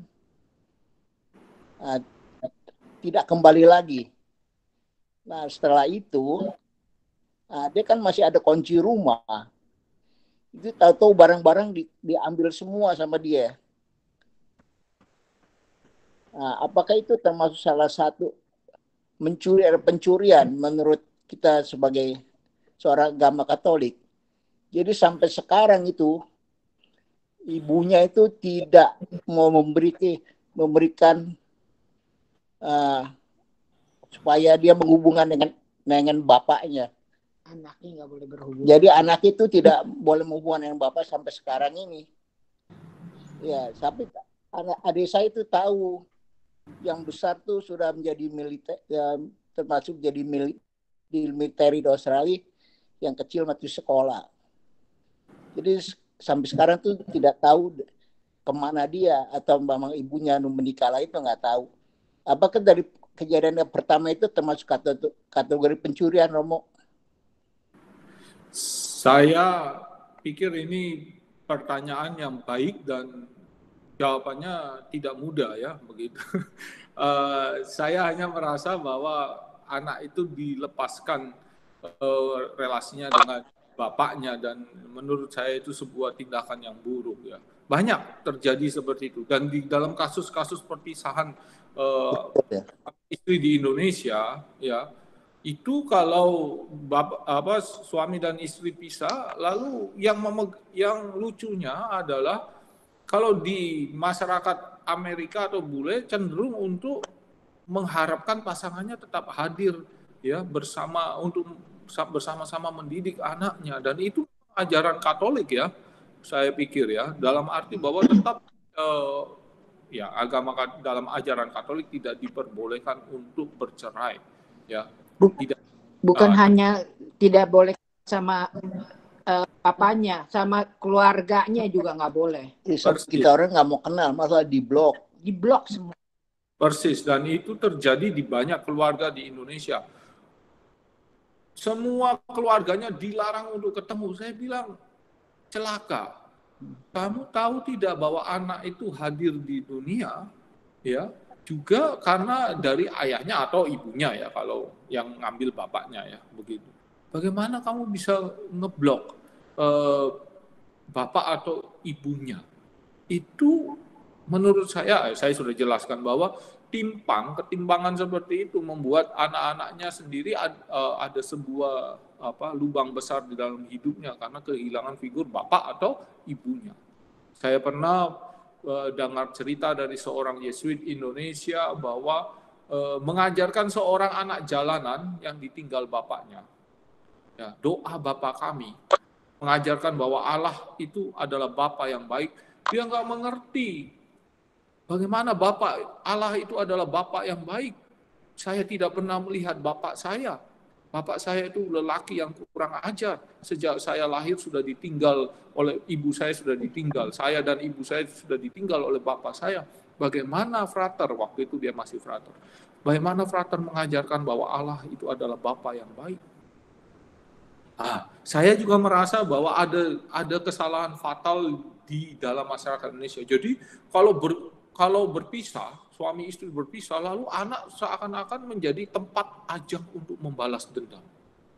Ya dong, itu membalas dendam. Sebenarnya bahwa pertengkaran di dalam keluargamu itu pada akhirnya kesakitan yang terjadi karena pertengkaran dalam keluargamu, dan itu masih terus berlanjut ketika kamu bahkan sudah berpisah. Dan cara untuk membalas orang yang kamu tidak sukai itu ya pasanganmu itu adalah menahan untuk mengunjungi anak-anaknya.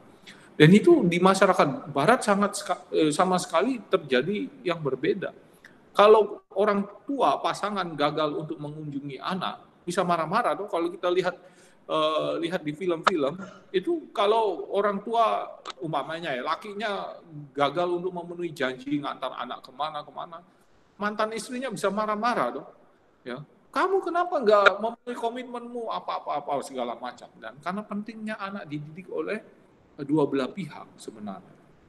Di Indonesia kebalik.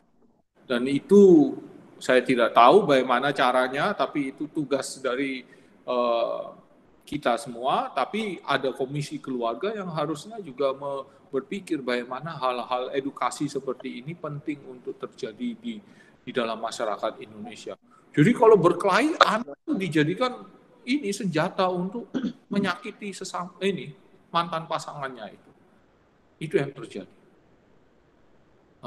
Tapi ini mah nggak ada urusannya apa-apa, Romo. Nggak ada ribut, nggak ada apa, Romo. Atau dikeluar sendiri, Romo. Iya. Ada orang ketiga. Kemungkinan adik saya bilang ada orang ketiga dari cicinya si istrinya ini. Soal cicinya si ini tuh kalau suka datang itu seperti dia rumah sendiri, berarti itu rumah adik saya. Adik saya itu yang beli di sana.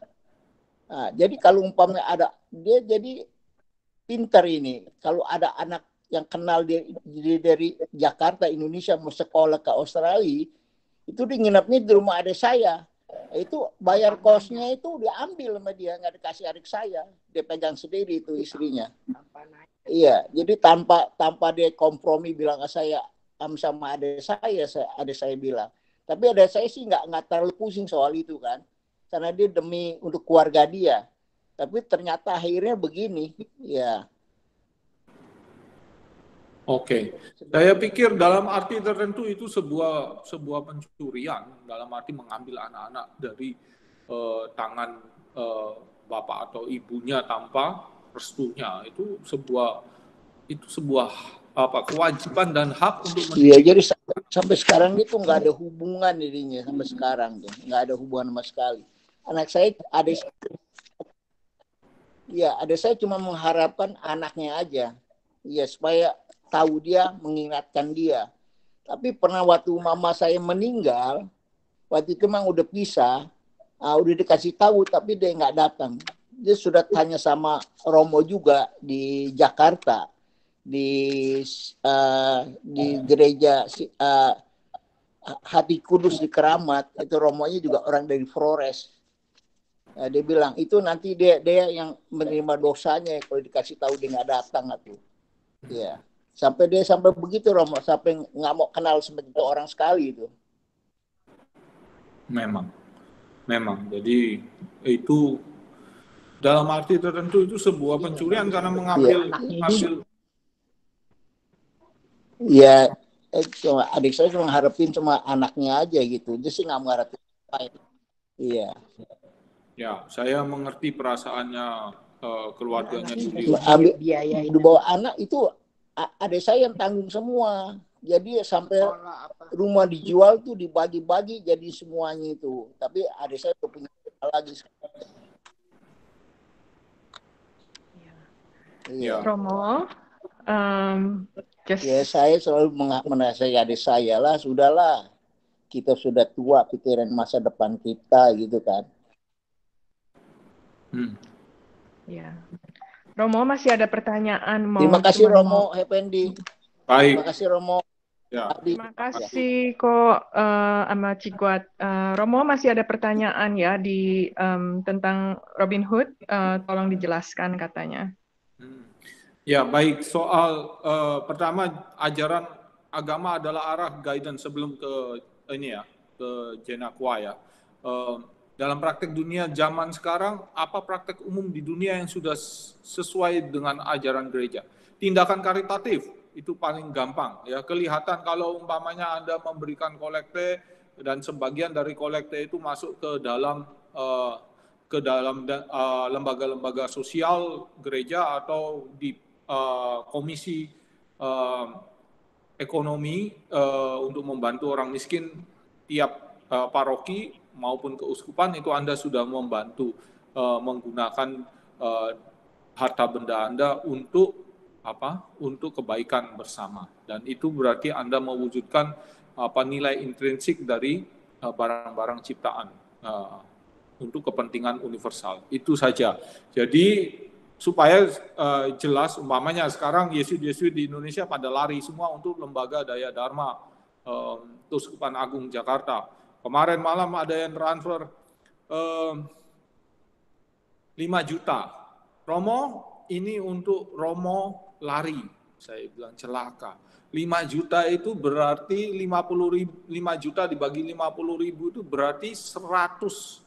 Dan saya harus lari 100 km. Ini mau ngerjain saya atau bagaimana? Umat kadang-kadang nggak kira-kira ya, ini mau ngerjain Romonya atau gimana? Katanya saya harus lari 100 km. Sejauh ini saya sudah lari 50 km ya. Begini-begini masih kuat ya untuk berlari ya. Lari dari kenyataan juga ya. Baik, itu Anda bisa menyumbang dan dengan demikian Anda merealisasikan nilai intrinsik universal dari setiap barang yang dipunyai oleh Anda. Ya, terus Robin Hood berjuang untuk orang-orang yang tertindas, penguasa yang menyalahgunakan kekuasaan mereka. Bagaimana Polikus? Polikus ini siapa ya?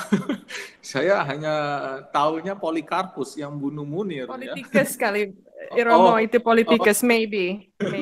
Oh ya, bagaimana politikus yang berjuang membawa nama middle class, tetapi pada kenyataannya memperkaya diri sendiri. Ya jelas kalau Anda korupsi, Anda itu mencuri. Ya, saya berapa waktu yang lalu pernah marah besar karena apa? Marah besar karena ini kan masa pandemi, lalu rumah saya sepi, banyak mahasiswa-mahasiswi yang sekarang online-onlinean semua. Ini di belakang saya ini sudah mau saya jadikan studio, sudah lengkap semuanya, band semuanya sudah ada di belakang ya. Sekarang main online semua. Lepas dari itu, aula saya sepi, lalu dipakai oleh seorang politikus.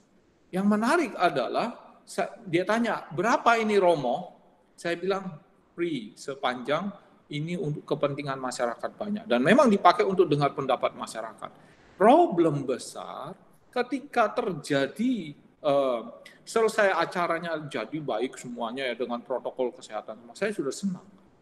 Terus mereka kasih amplop saya, dia bilang, Romo ini untuk uang kebersihan. Oh, kalau uang kebersihan saya mau, tapi tidak untuk uang sewa. Iya, Romo, uang kebersihan. Oke, saya ambil.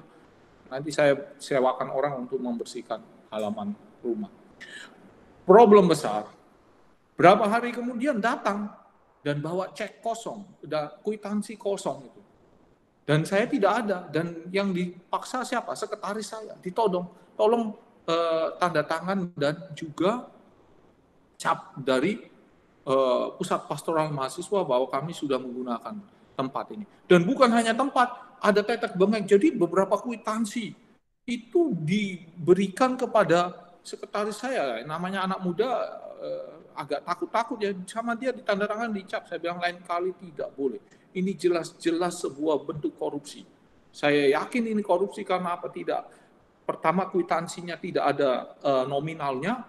Pertama. Yang kedua, intensinya banyak sekali loh.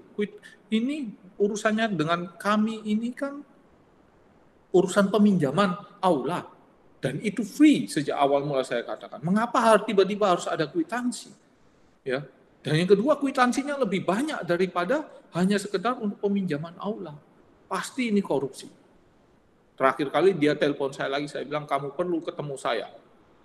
Nggak berani muncul lagi. Karena kalau ketemu saya marahi langsung. Ini sebuah tindakan yang menurut saya pencurian. Ya, mau saya gituin sebenarnya. Nggak berani muncul lagi. Saya marah besar. Karena ini praktek-praktek seperti ini, praktek politikus yang mencuri uang rakyat. Pasti ada dana besar di balik sana, lalu dia mau save, dia pakai aula saya. Terus minta tanda tangan dengan kwitansi kosong. Saya sudah bilang ke sekretaris saya, awas, lain kali jangan sampai melakukan lagi. Bukan salahnya dia tidak tahu, namanya anak muda ya.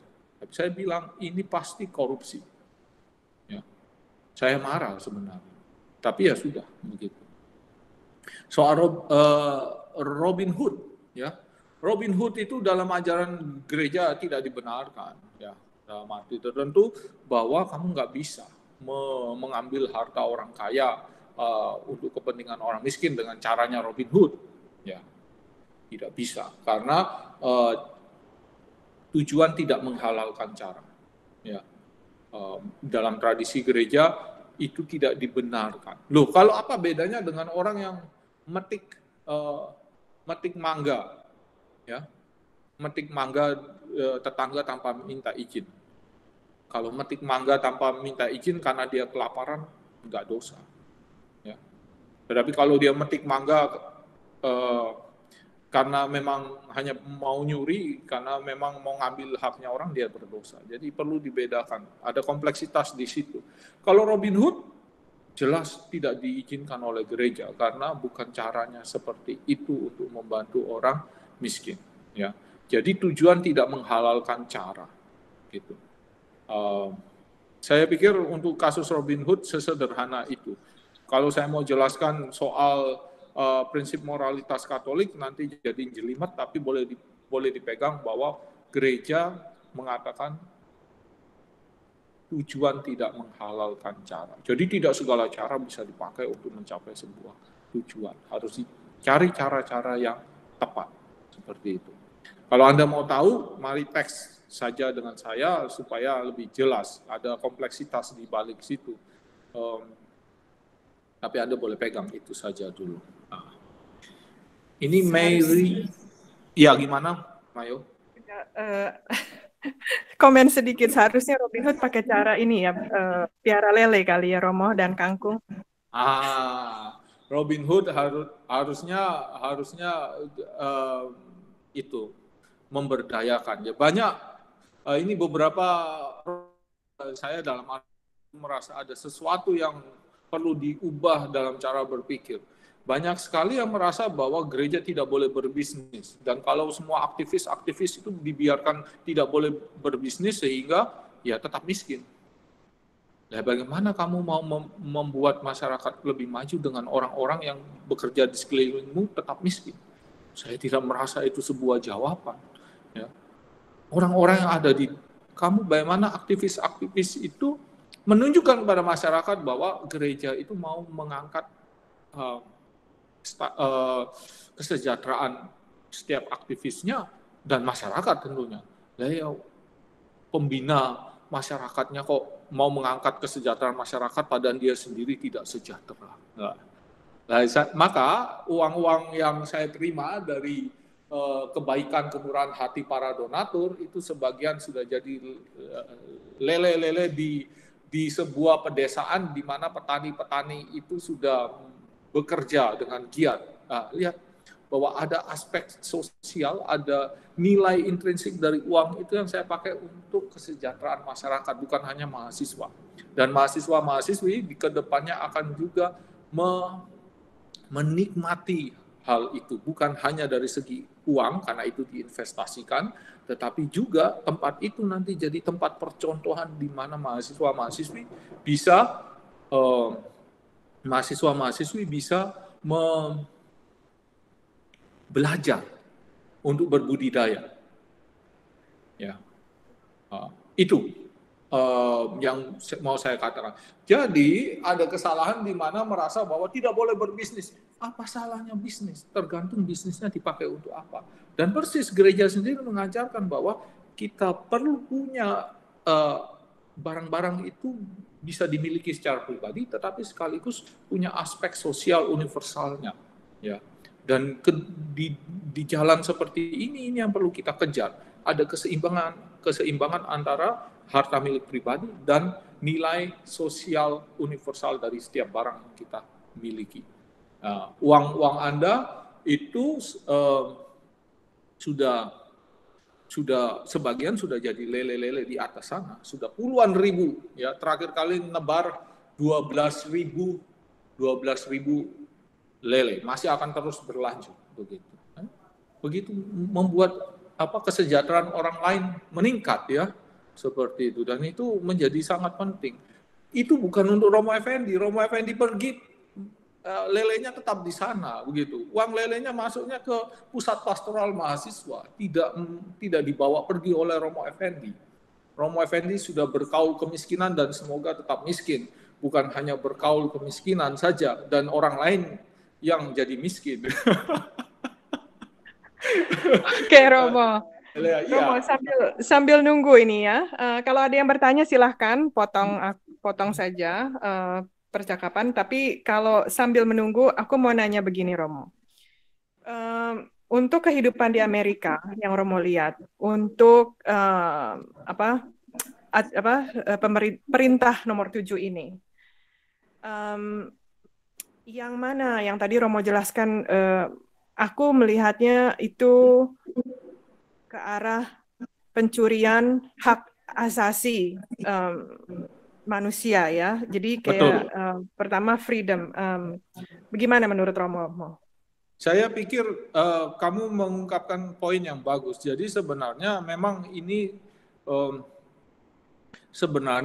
soal hak asasi manusia. Jadi gereja sendiri melihat punya harta benda itu bagian dari hak asasi manusia. Kau coba bayangkan Anda nggak punya makanan, Anda nggak punya pakaian, nggak punya rumah, bagaimana Anda bisa hidup sejahtera sebagai manusia? Jadi kepemilikan pribadi itu penting. Tapi di atas segalanya itu tentu ada kebebasan, ya, ada kebebasan pribadi yang perlu dijunjung, kemerdekaan pribadi yang perlu dijunjung, seperti itu.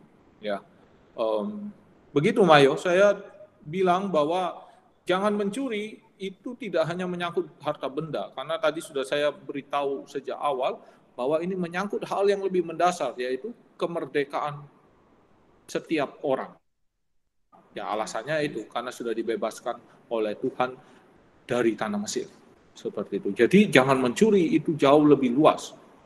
Nah, sampai kepada asisten rumah tangga, tadi aku ngomong ya, memperlakukan orang-orang seperti itu, sampai kepada bagaimana kita juga Liliana tadi ngomong sampai ngambil tisu itu pun juga menjadi sebuah tanda bahwa kita mencuri atau tidak. Saya juga cerita soal korupsi politikus itu yang tadi, ya, macam-macam, ya, seperti itu.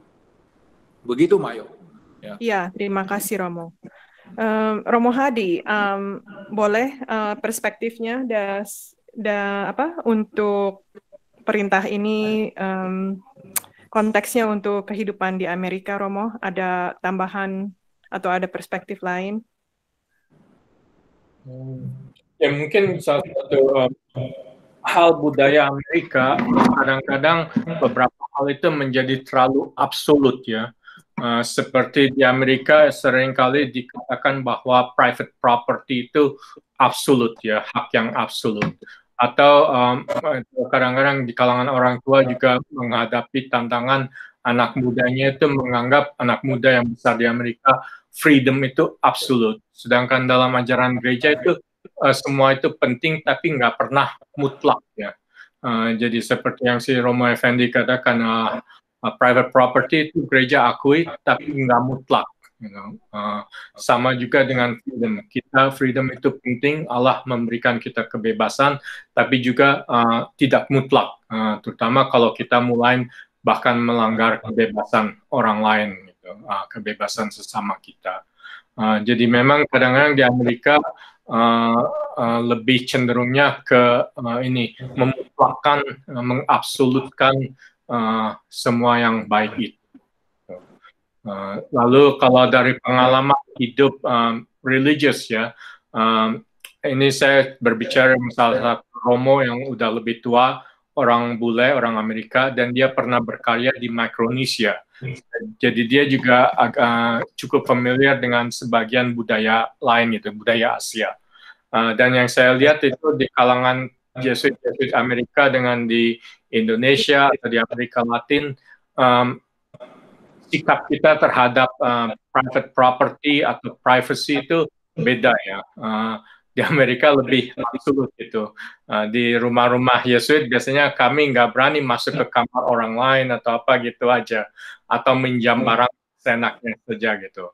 Tapi saya lihat waktu menginap di komunitas di Indonesia atau di Amerika Latin, barang-barang milik para frater dan sebagainya itu mereka bisa saling pinjam dengan mudah, begitu saja. Jadi sikap terhadap milik pribadi itu nggak sekuat di kalangan orang-orang Amerika bule. Itu salah satu yang saya lihat agak sedikit berbeda.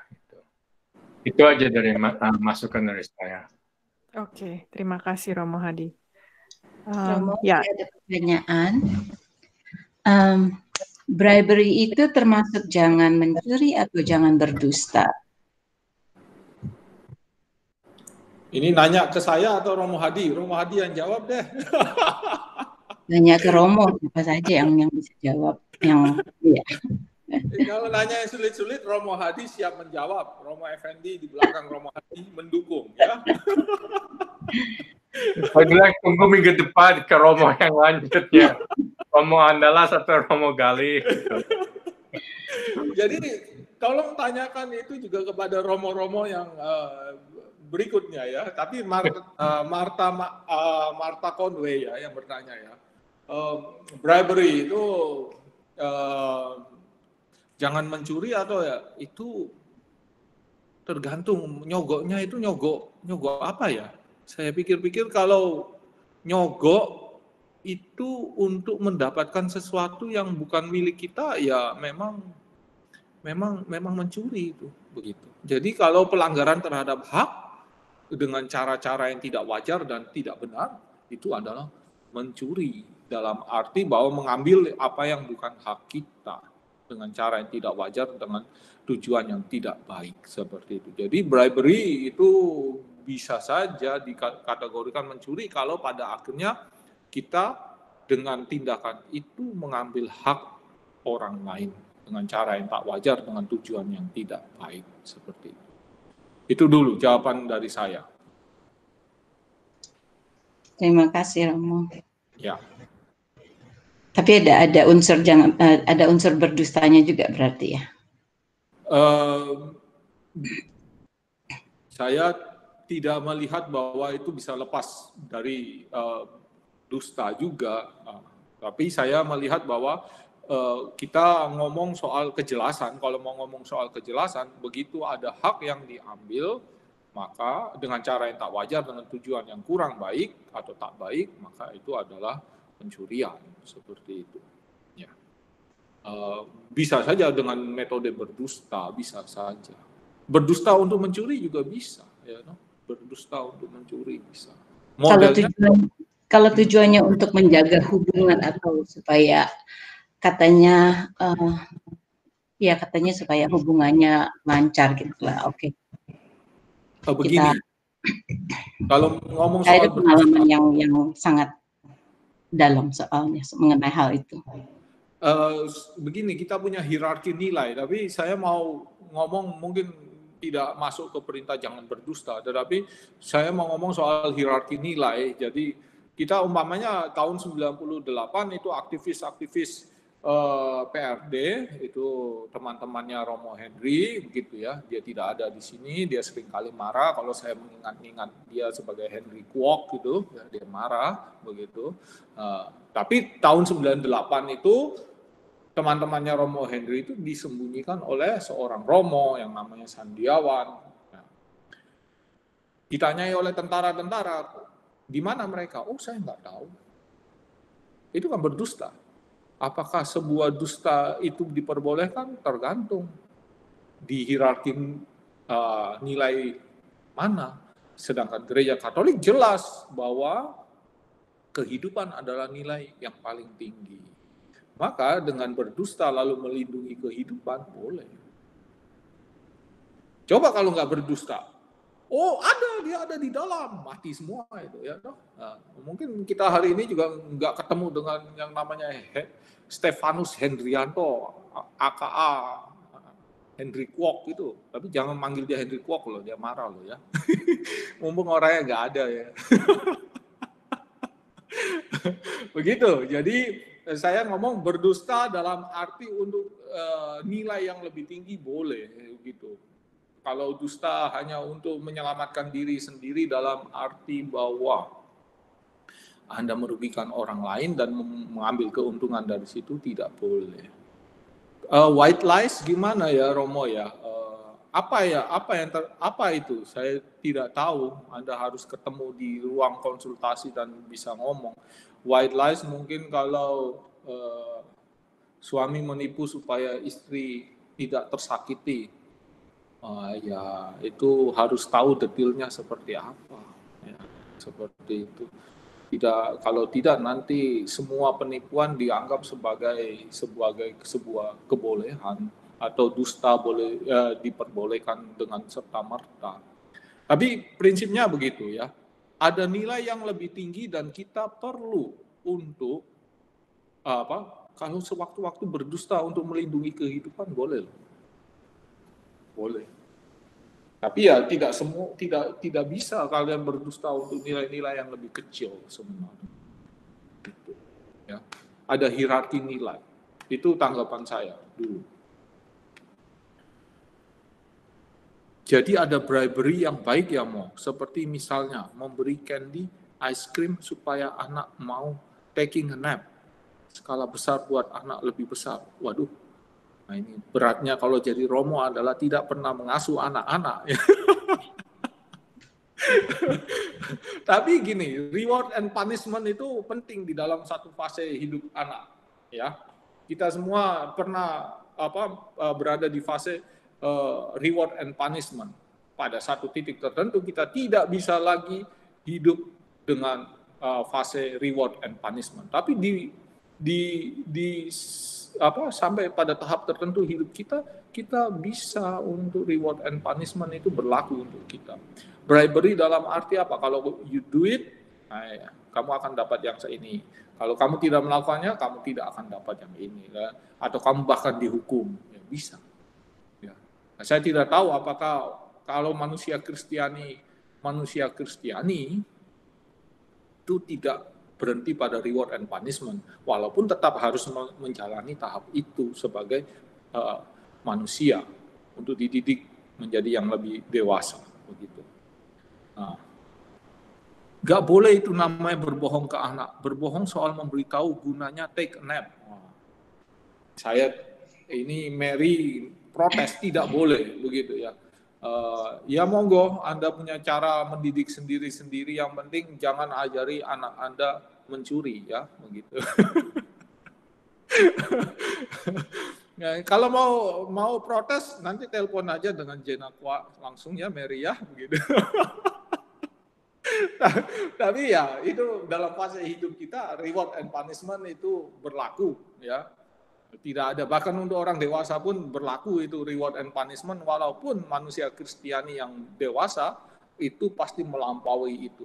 Nah, apa itu contohnya? Berkorban. Ya. Jadi bukan sistem reward and punishment, tapi sistem pengorbanan diri itu menjadi sangat penting di dalam hidup Kristiani. Ya. Coba kalau enggak, ya bagaimana? Itu saya punya umat ada yang anaknya terlambat berkembang sehingga perlu sudah umur 26 tetap dirawat oleh ibunya, dan syukurnya anaknya juga tidak terlalu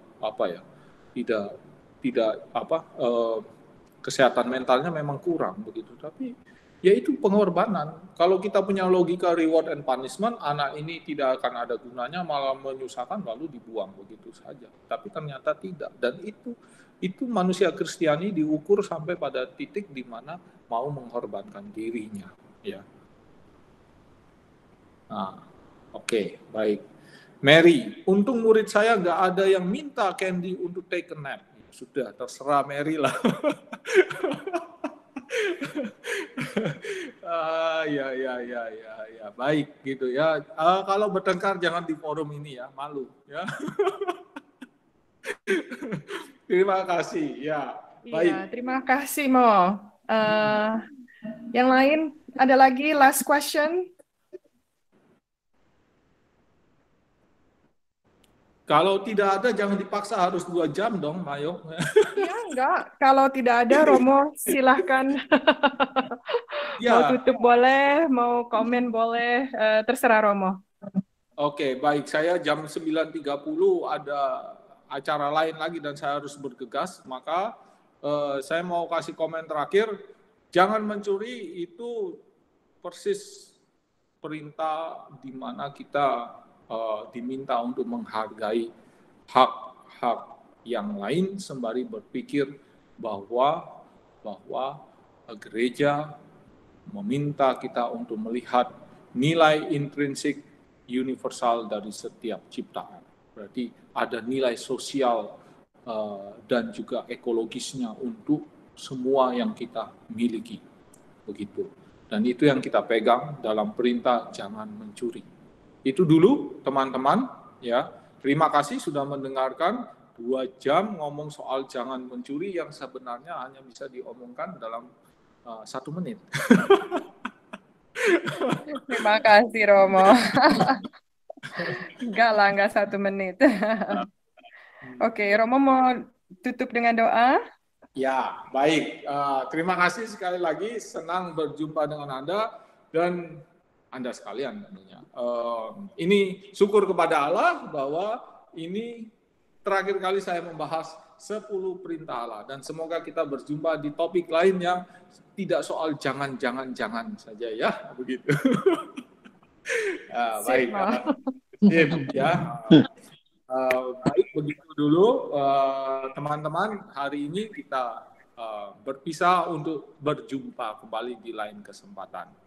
Mari kita berdoa menutup. Terima kasih Romo Hadi yang selalu setia muncul, hadir, ya, memberi pendapatnya, dan juga teman-teman yang sudah bertanya. Gitu. Mari kita berdoa. Dalam nama Bapa dan Putra dan Roh Kudus. Amin. Sabdamu adalah panduan Amin.